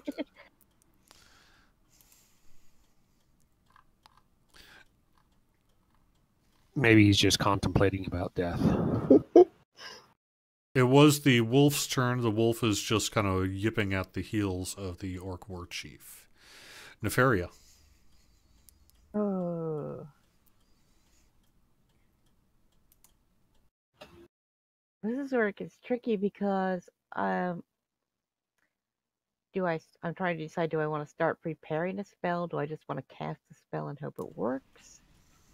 Why do I not have better spells?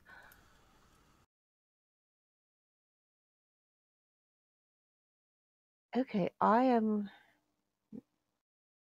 going to prepare to cast. Here again, you're going to have to help me with how this works. I would like to prepare to cast Ray of Sickness at the Orc War Chief. Okay, you had that memorized?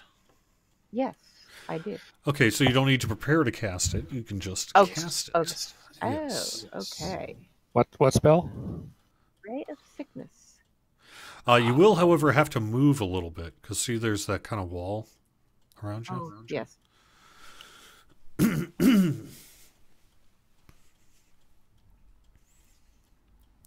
It's actually, I'm going to, remember you're actually on the first floor and this is the ground floor. So it's actually, there would be like a staircase up here then above your heads. So you actually need to go around this way to shoot at the Lord Chief. Okay. So the troll is actually on a floor below me, I hope? He is now on your floor. Oh. In that case, I think I will come over here and cast it at the troll. Troll in the dungeon! I thought you ought to know. Clunk.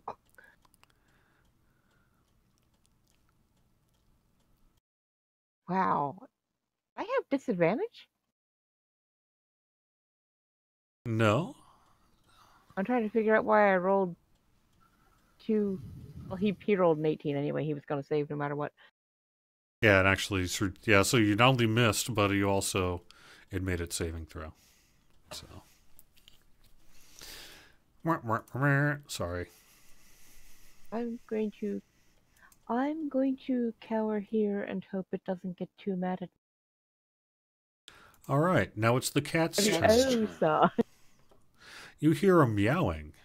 Uh-oh. From down below. Do we see any turkeys? You hear a voice of someone saying, "There, Calixo. There." Uh-oh. And then you hear another voice coming through the front door. I like that cat. Babist, it's your turn. All right, so we're on the 3rd floor. It's ground floor, 1st floor. You were on the. We're on the you are. 4th. You were on.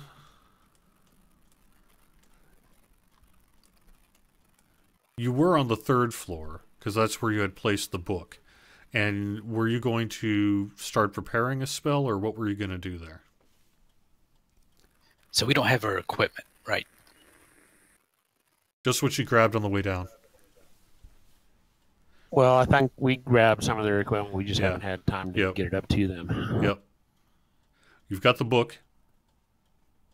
Okay. You can use your action to basically open the book / find the spell / read the spell, but you've already done that. So you could just run down, let's say, the 20-ish feet to go down to the 1st floor and meet up with your party. Let's say full movement to meet up with the people on the 1st floor, if that's what you want. Okay, I'll do that, and draw my longsword, which I used for spell casting too, to get there.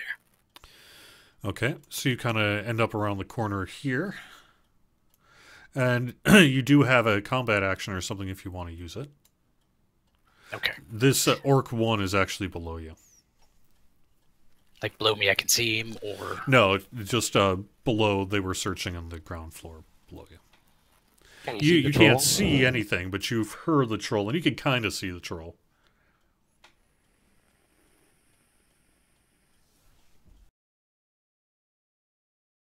You can't attack it though, or you don't have line of sight, surely. But okay. In that case, I'm going to cast False Life on myself. all right, go ahead.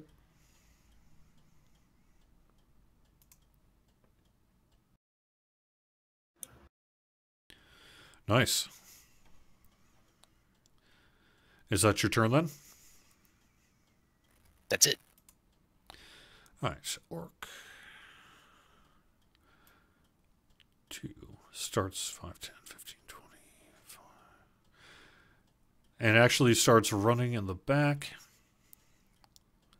and pulls something out of his pack. Hitrin, it is your turn.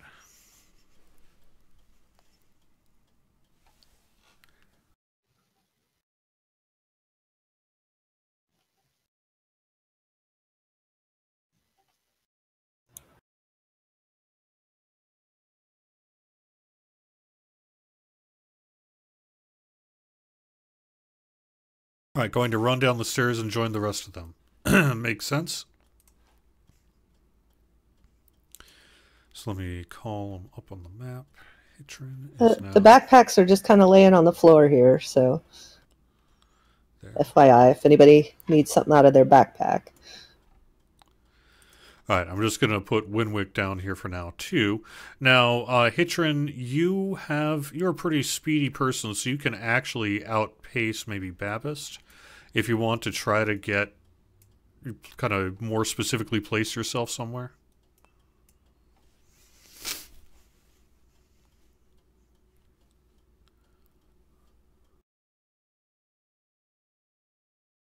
All right. You still don't have line of sight on anyone, but you could self-cast something on yourself if you wanted to.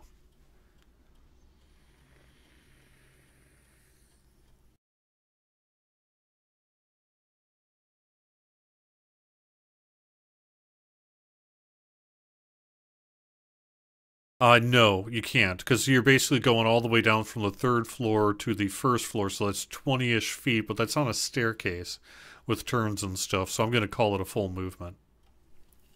So you're basically right now on the ground floor. So you have an action that you could do to self-cast or something, but you don't currently have line of sight. The closest would be the troll, but you kind of have to come around the corner to do that.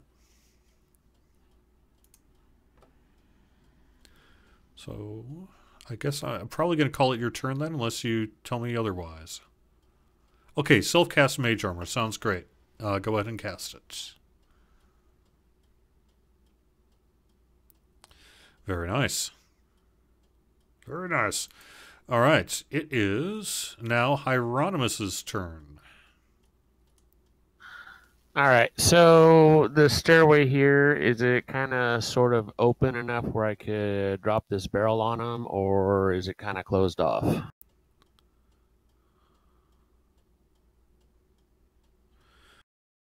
You can...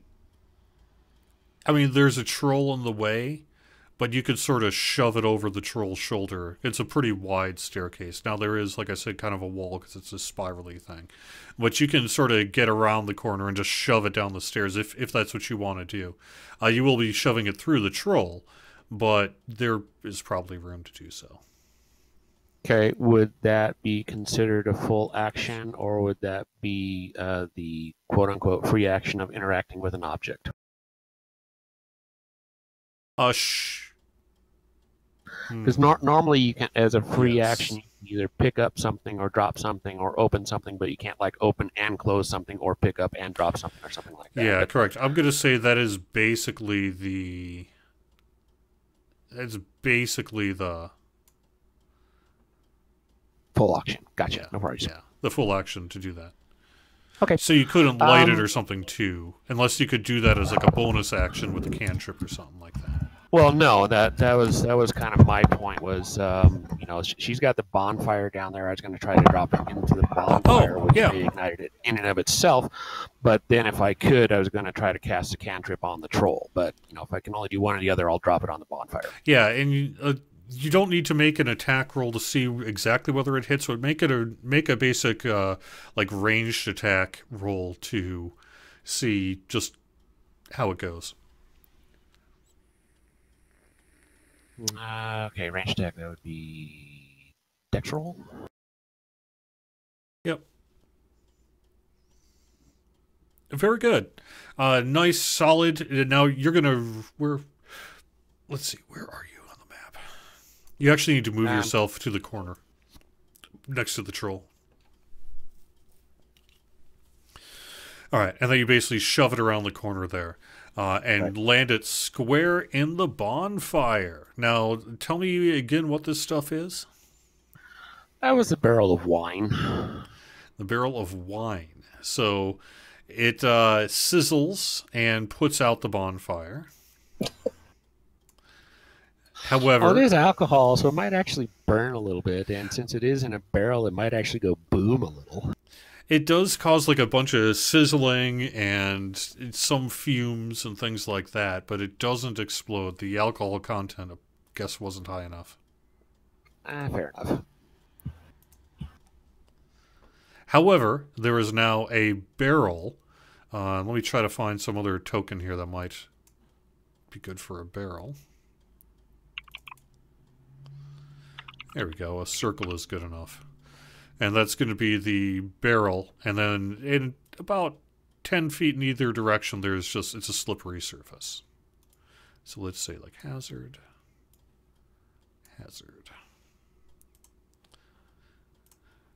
Do we have any dukes of hazard?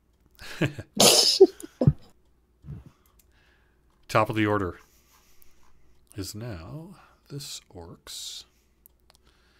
And this orc can move. With a crash of the barrel, this orc runs forward and says, "No, you don't want to touch it." What? Half ogre bursts through the door. "I smell wine." 5, 10, 15, 20, 25, 30. The orc war chief backs off. And just kind of backs off for a while. Hieronymus, it is your turn. Oh, reminder, I roll initiative. I have it set to roll initiative at the start of every new turn. I keep you on your toes that way. Remind me to get you to show me how to do that. But not now. All right, Hieronymus, your turn. All right. I am going to cast Firebolt at the troll. And since I am within 5 feet of him and is a ranged attack, I do so at disadvantage. You could disengage first, couldn't you? No, that would be a full action. I couldn't do anything, I believe. Okay. All right, so you clearly missed, unfortunately. And what else are you going to do? I think that's about all I can do. Are you going to disengage, move, try to do anything like that? Reposition yourself around? Well, if he will allow me to disengage as my movement, fine. But I don't think I can do that. I think I can just move, which gives him an attack of opportunity. That's true, but you could, and I'm just going to move you as an example, you can move around the guy and not leave his attack range so that others could get in or something if you wanted to. Yeah, that works. I'll let you do that if you want. Yeah.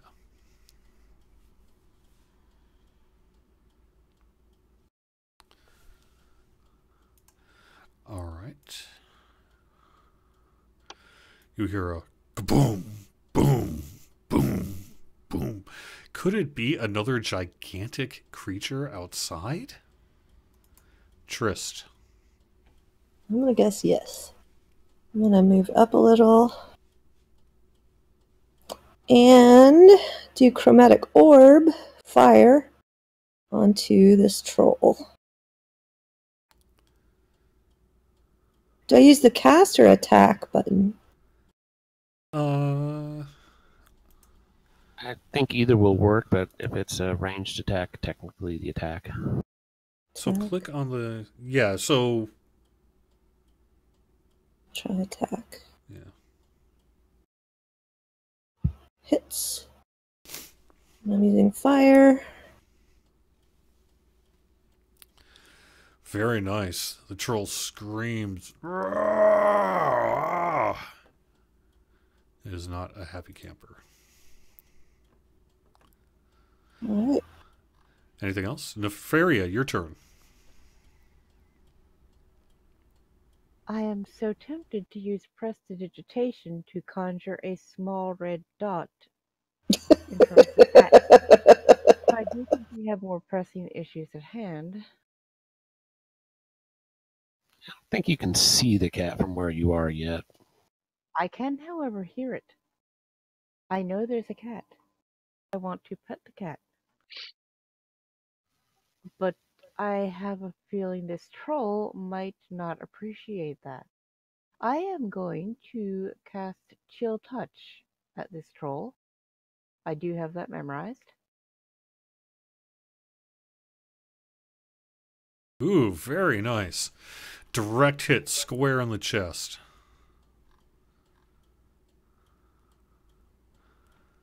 And he cannot heal for 1 round. So if he Very has nice. Trollish Regeneration, he can't use it. Very nicely done. Neater. Anything else? That will be all. All right. I can't use the prestidigitation as a bonus action, can I? I'm too far. Yeah, you could do it. You can, but you can't see. You couldn't see the cat anyway. You can't see down the staircase yet. You hear though some stomping going around underneath you, and the sound saying, "I want a sandwich. Is there any meat?" And then you hear, is that another meow? Hitron.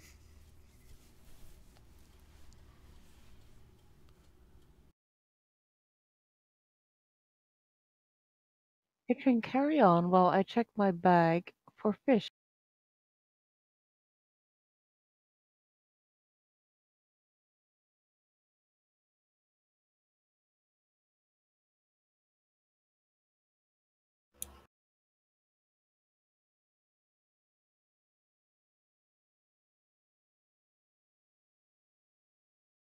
I don't know. Hitron is probably writing up what he's doing, but it is Hitron's turn. He's got a little speech bubble he's typing.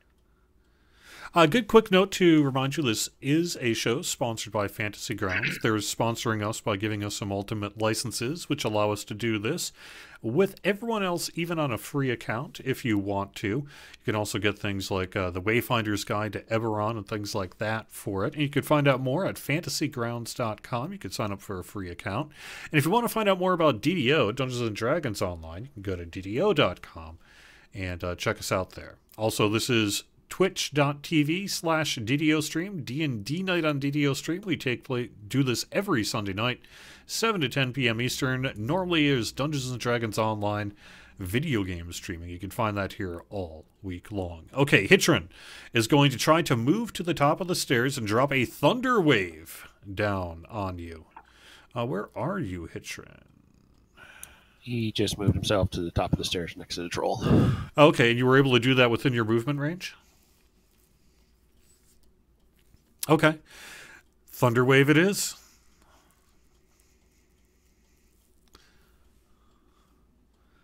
Boom. Square in the chest.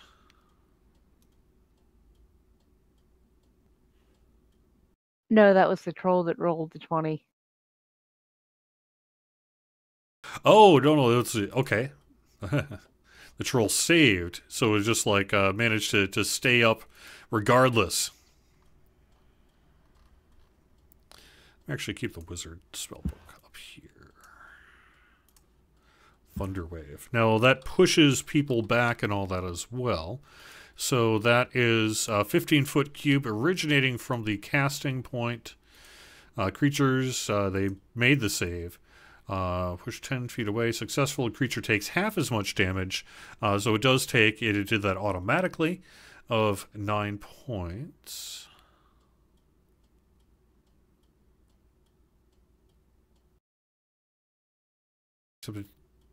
And is not pushed. In addition, unsecured objects that are within the area effect are pushed 10 feet away, and the spell is a boom audible at 300 feet. So, that pushes the barrel into the wolf and the cat, and you hear them meow and woof, woof, and they get pushed back and jump back. That thing smashes into the back of the half-ogre who was looking for a sandwich, and he sprawls out on the ground in front of him.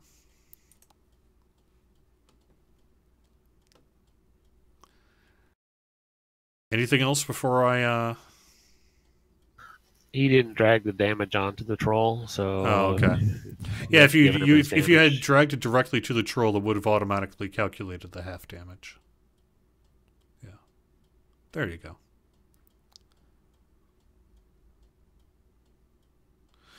All right, so I assume that's your turn then, because you already moved in that. So now it is the troll's turn, who looks at you, Hitrin, with fire in his eyes. Is He's going a troll. to... Wouldn't he take damage from that? I was going to say, he doesn't like fire.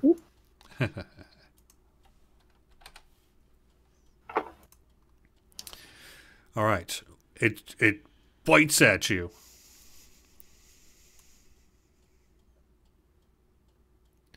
And hits...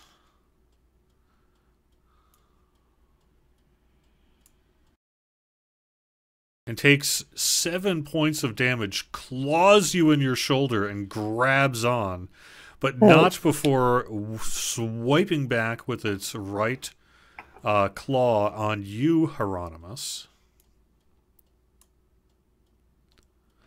Hitting you for knocking you unconscious. Kaboom! And you fall to the ground unconscious. Uh-oh.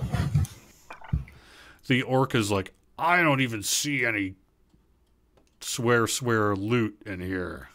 Babist, it's your turn. Into the meat grinder. Remember what I said, one action, and it could be a shared action, right? Because you're sharing this spell amongst each other. So you could, like right now, cast Leomund's Tiny Hut or something like that. That's a level 6 spell, assuming you have the ingredients for it and things like that. One to open the book. If it's not open, it is open right now. So one to find the page, one to read, and then one to cast. Except you've got to have the components and stuff. Right, So but it's upstairs, right? Yeah, but someone else could grab the components for you or something like that too. I'm just saying, you have options of very powerful spells if you want them. Up to level 6 spells. All right, and let's see. So, let's see if I can grab somebody and drag them somewhere where we could all do that. Well, level 5 since somebody's unconscious. Well, assuming that you come back to life. I planned something for level 5 too. But you did have guards and wards, so you are ready basically to cast that, I believe. Am I incorrect? No, you're correct. We just need everybody because it's 6th.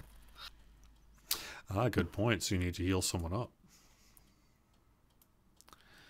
Which is why I also have a 5th in mind too. So we grab the extra components for it. Excellent. All right, so it is your turn. What are you gonna do? Well,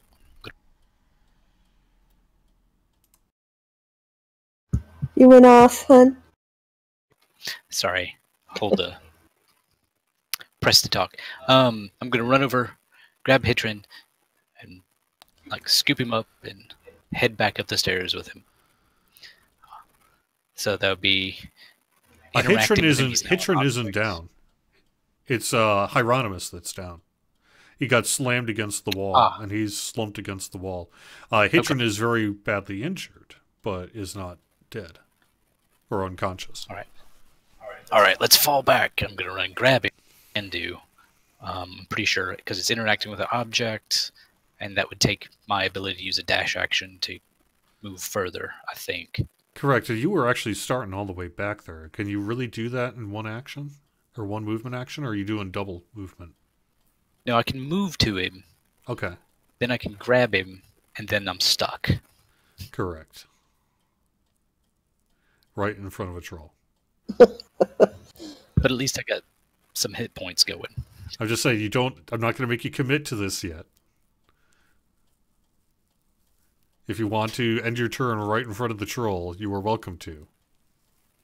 Well, it's a matter of, to get him out, I'm probably going to have to, and I do have 17 hit points right now, which is somewhat beneficial. Okay. All right, so that's your turn then.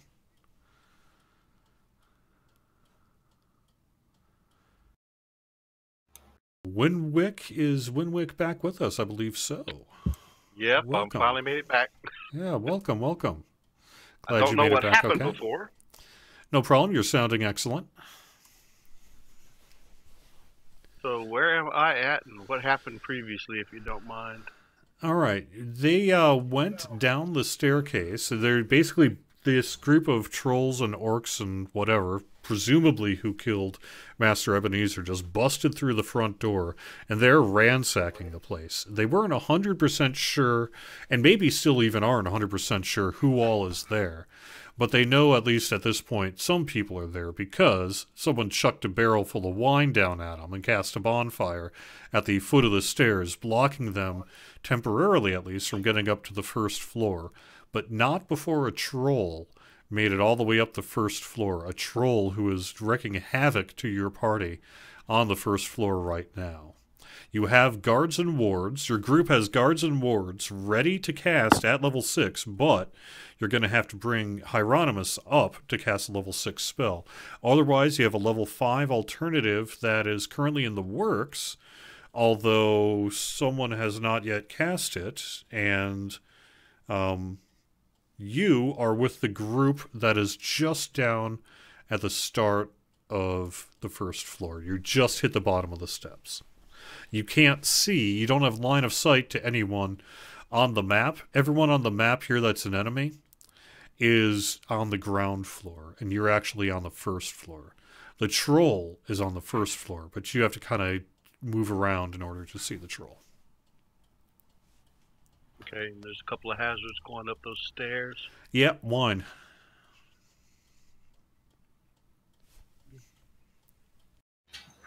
Okay, I'd like to move.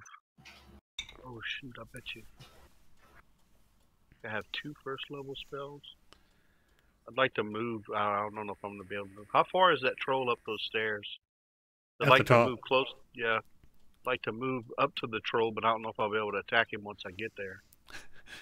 That's kind of Yeah, the situation that Babas just found himself.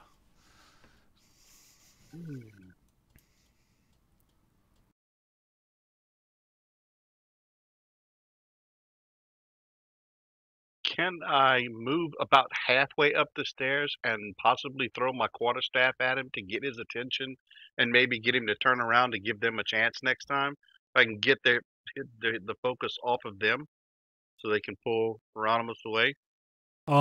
Perhaps you could cause a distraction. That's not a bad idea. And how would you want to accomplish that? I'd just like to move about halfway up the stairs and see if I can toss my Well, quarterstaff. you're at the bottom of the steps on the first floor, and the troll is at the top of the steps on the first floor. So you would have to get through the troll to go down. And if you were to go up, then you would not have line of sight on the troll. Like you'd be, at the level below you, you know what I mean? Yeah. So, but you could chuck something, say, outward or against a wall or through maybe a window or, whatever it is you think might work. Is there anything? And you close can by move, that I up to 25 feet or whatever, just straight east or whatever, if you wanted to. So, just pick up your character and move it. Yeah, you can move in front of Nefaria and Triss. I'd be happy to have a meat shield. Right? Me too. Y'all, it looks like y'all are off to the side, though. It's kind of hard to tell. We're like basically right in front of the troll. He's at the top of the stairs, and we're standing in front of him. So could I move maybe here? Yep. And then but the only thing I have in my hands is the quarterstaff, and I'm just gonna throw it against the wall as loudly as I can. I mean, like where this mark is here. That's a window. Yeah. You could try to bust the window with your quarterstaff. Yeah. All right, give me an attack roll. Yes, you were all level 1 wizards. There are no meat shields here. That is true. A weapon. All right, good aim. Punch, smash, and the stained glass cracks and shatters as the staff goes flying through the window. The troll turns around in shock and surprise, wondering, did someone just jump out the window?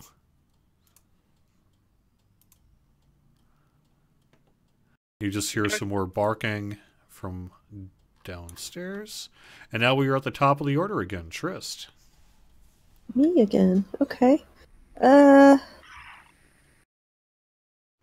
How's this troll looking? Is he looking fine? Well, I mean, he's been damaged, but he is a troll. He's doing pretty good. Actually, is he looking fine? Are you into trolls? Well, you know. He's muscular. He does look like he lifts, bro. And potentially he's a good shot, too. Alright, I'll just do this chromatic orb again. Because it works pretty he's decently. got some skills. Does anybody want to join in on this chromatic orb? Refresh my memory. What does chromatic orb do? It basically you can. It's an area effect spell, or it's a spell that hits with a damage of your choosing. So like acid, cold, fire, lightning. So I'm going to do fire. It's an AOE or a single target.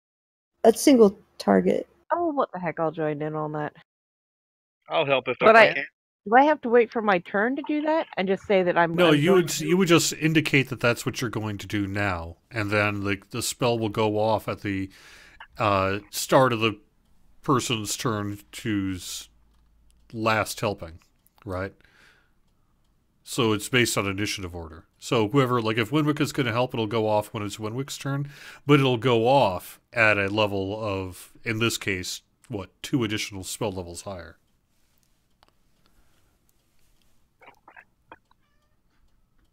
I like the sound of that.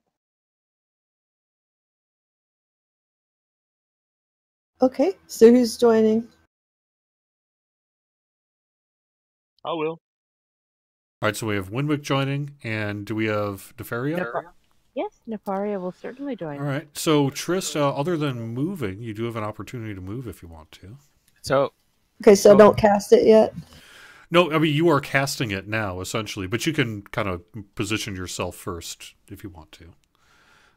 If Winwick is actually helping, and since he's last in the current initiative order, does that mean that it actually goes off last? Yes. Probably be better if someone else helped, but it'll go off at a much more powerful place.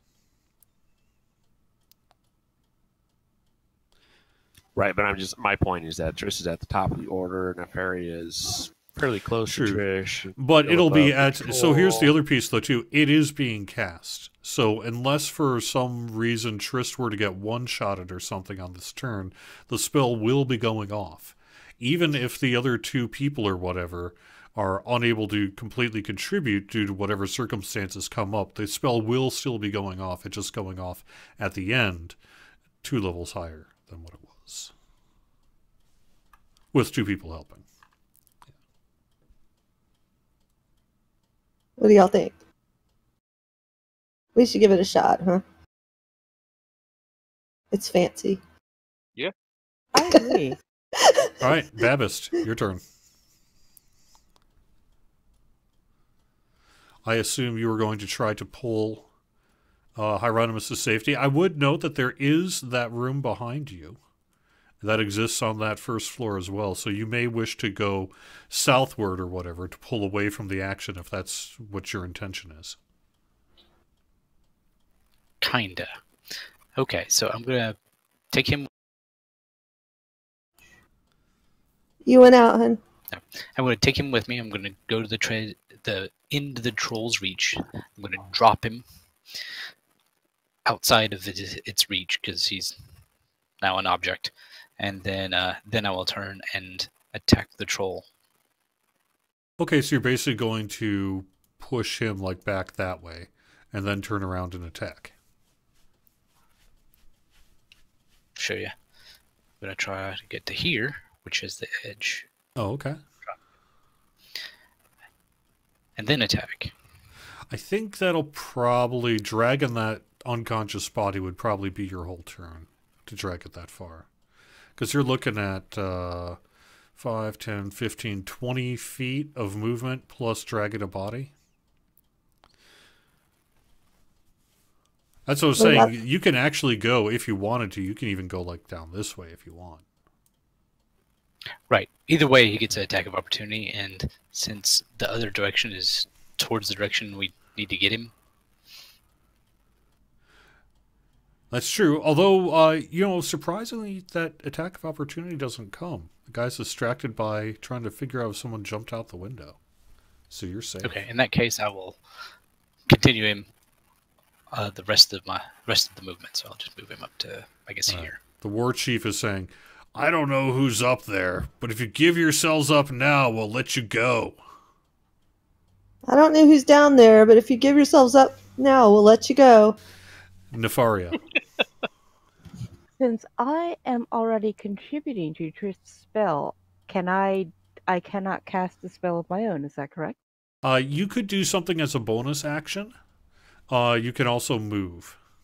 You are contributing your action, essentially, to it. In that case, I will use a cantrip. I am going to use prestidigitation.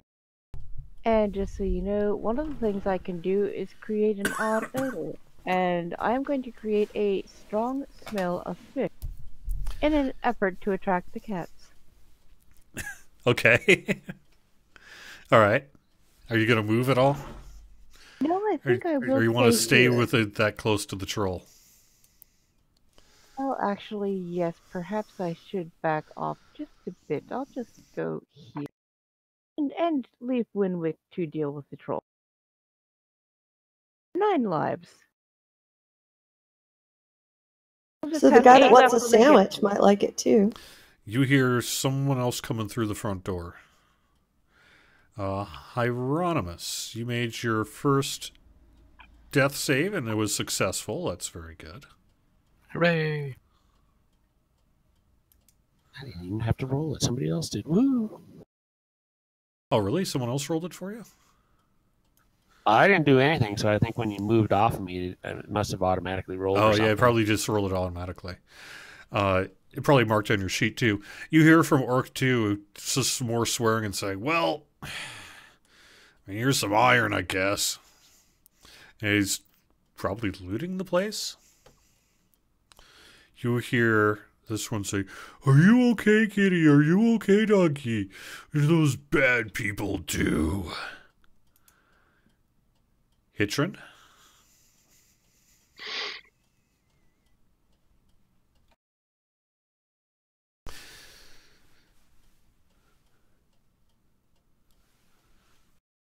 I think you made that half-ogre very angry.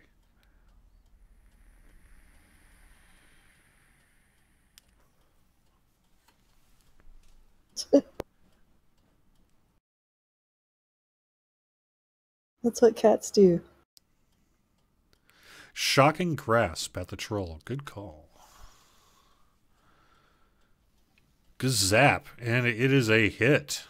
Roll for damage. 7 points of damage.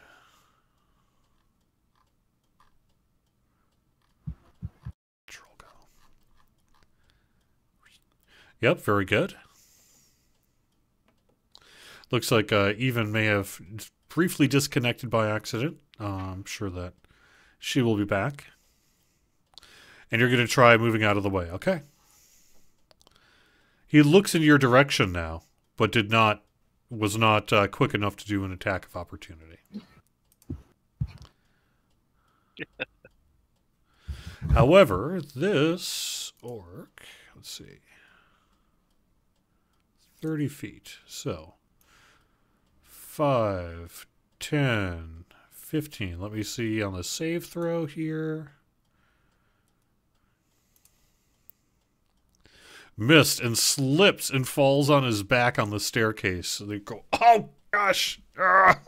And is now prone. The troll's turn. Unfortunately, it is the troll's turn. The troll looks over here, sees that no one fell out the window, or nothing got thrown out the window, and then sees the tasty little mortal, Trist, and decides to attack with a gigantic bite. Uh-oh. Oh no. And chips a tooth, dodging right at the way, chips a tooth and screams, ah! It now has sensitive tooth damage, and its bite attack is going to be at a more difficult situation. It, however, follows up with a claw across the guts. So you're saying... And, again, auto miss. And you easily dodge the gigantic arm, and then for its third attack, it comes up on the left side, and boom, hits you upside the head. Oh, my head. Oops. Boom, knocking you against the wall here, against the window, and you fall unconscious. Nope, as a matter of fact, the spell is still going to be going off. I will explain this in just a sec. So does my spell go off or not? It will when it's Winwick's turn. Okay. All right. The wolf comes running up to that orc and sniffling it. And the half-ogre says, You guys are dead. And with a leap, the cat comes up at the top of the staircase and watches. 'Cause cat. Winwick, it is your turn. You are carrying the potential energy of this bolt, this spell, so you can cast it at your direction. You have the power now. Trist could have cast it from her location, but now you can cast it from your location. Okay, I'm gonna go ahead and cast it. Which one is? I don't have it on my sheet, so It's chromatic orb. It's 3d8 fire damage. And it was cast at 2 levels higher. So does that mean what? Some amount. 5d8, I think. That's what I'm gonna guess. Yeah, it increases by 1d8, so 5d8. 5d8 damage. Yep. Hold on here. Now, if you see That's the 8-sided die at the bottom, we can deal with the fire a bit later, but if you deal with the 8-sided die at the bottom and you right-click on it, you'll see a number 2, 3, 4, 5. There we go. Select 5, bring it over to the troll, and roll on it.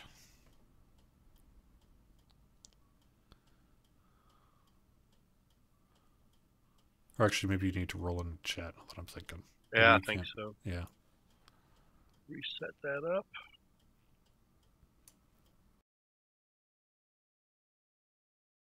$19 points. Ouch. Nice. Of fire damage. The troll screams. And it is now top of the order with Babist. Sweet.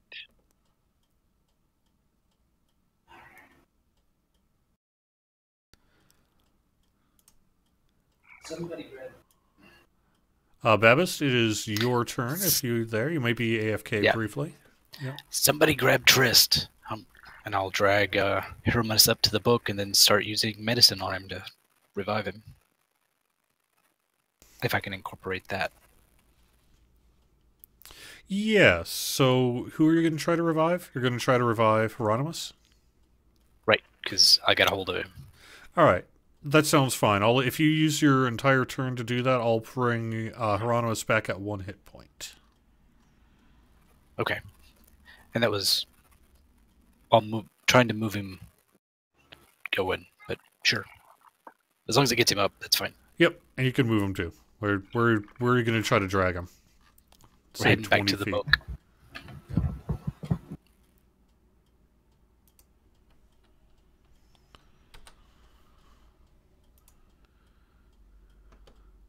All right, so Hieronymus, you were back up.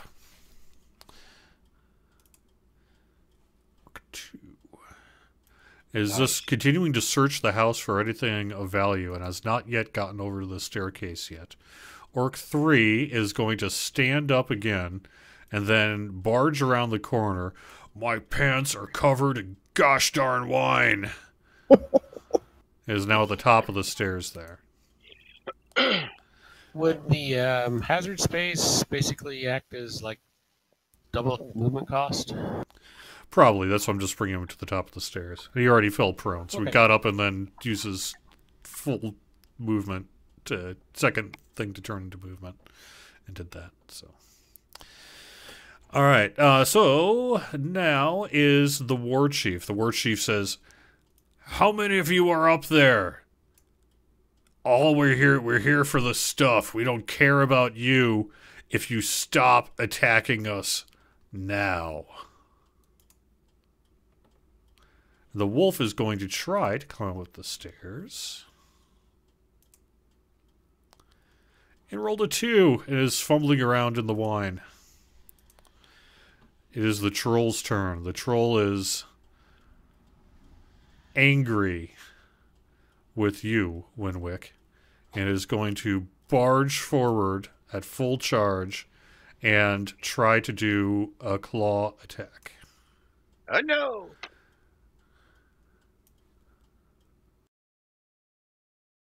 Boom, and you fall down.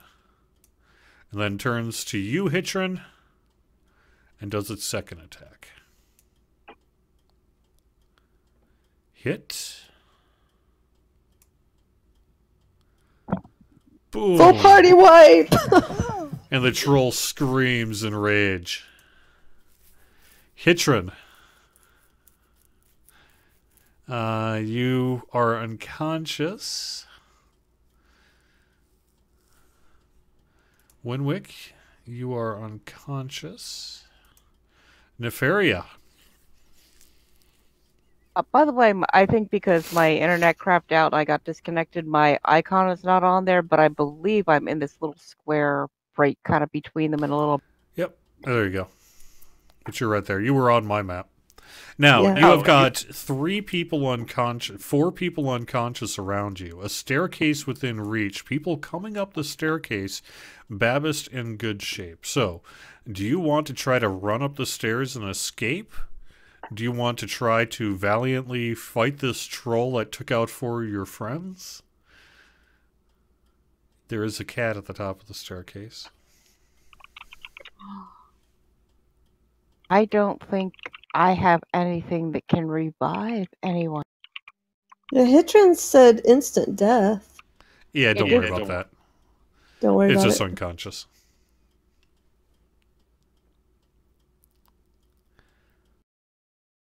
Yeah, I mean, I'm really thinking it would not... I can't do anything for my fallen comrades, and I'm definitely thinking it's not in my best interest to stick around too close to this troll. And I grab the cat and run up the stairs. No, because the cat's... You got to get through an orc and a troll to get to the cat. Can I run up the stairs without... it's a little hard to tell on the map, like... Yeah, I'm going to just do it for example. The stairs would be like going up this way, and then we'll switch to the different maps, right? Okay. So yeah. So do I need to get past anything to start running up the stairs? No. Besides... You could do a full sprint. You would be on the next floor. I'm doing the full sprint. I'm sorry, guys. I can't do anything for you anyway. You are on floor 2. I'm going to actually put you on the map here.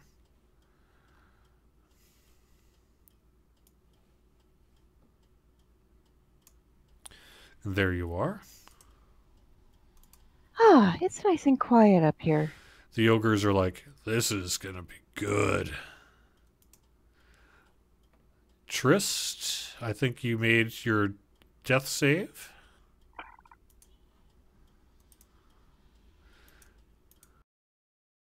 The cat continues around the corner and sniffs Winwick. Hieronymus is unconscious. Or no, Hieronymus, you have got 1 hit point. Remember? Yep.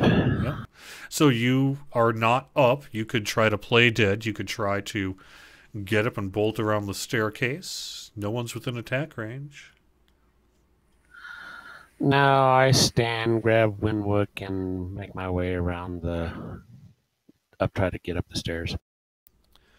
Okay. So standing is half movement, so I should be able to get to about there with him.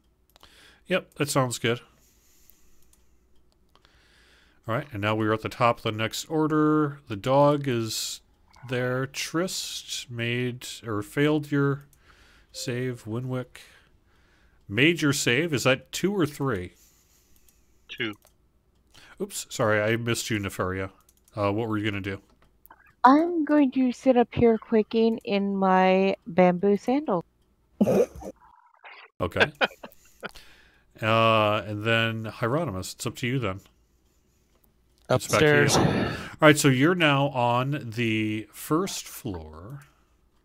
Or the second floor, actually, because you were on the first floor. Right. So you were actually on the second Winwick. floor with Winwick, and there is where we are going to call it for the night. We are at 9:38. We usually go until about 10 o'clock here. Hopefully, some of you folks can make it next time around in about a month here. We'll be doing part 2. If you can't make it, that's okay. We'll either have someone play your character or do a different story or a side story or what have you, but hopefully we'll be able to finish this one out and or move on to a part 3, which will probably wrap up the story then as well, because in May I've got my son with me. So hey, that's been a lot of fun. I want to thank you very much, Groovy and Even Note, Comic Relief, Lynn and Bachlagor and Lord Silverhand for joining me here today. And thank you very much for watching. Quick reminder, we are sponsored by Fantasy Grounds. You can find out more at fantasygrounds.com. You can find our full list of videos over on twitch.tv/DDOstream and youtube.com/Dungeons and Dragons. Please give us a follow. Please join us in Discord if you would like to. We can get a Discord link to you pretty easy here in the near future. All right, thanks everyone. Anything you guys want to say before we call it a good night? Just thank you for the game. That was really a cool idea, having cool art resources like that. Yeah, it was a lot of fun. I appreciate it. It was really good. Cool. All right, have a good night, everyone. I'll see you around. Good night. Thank you. All right, good night, everybody. Good night.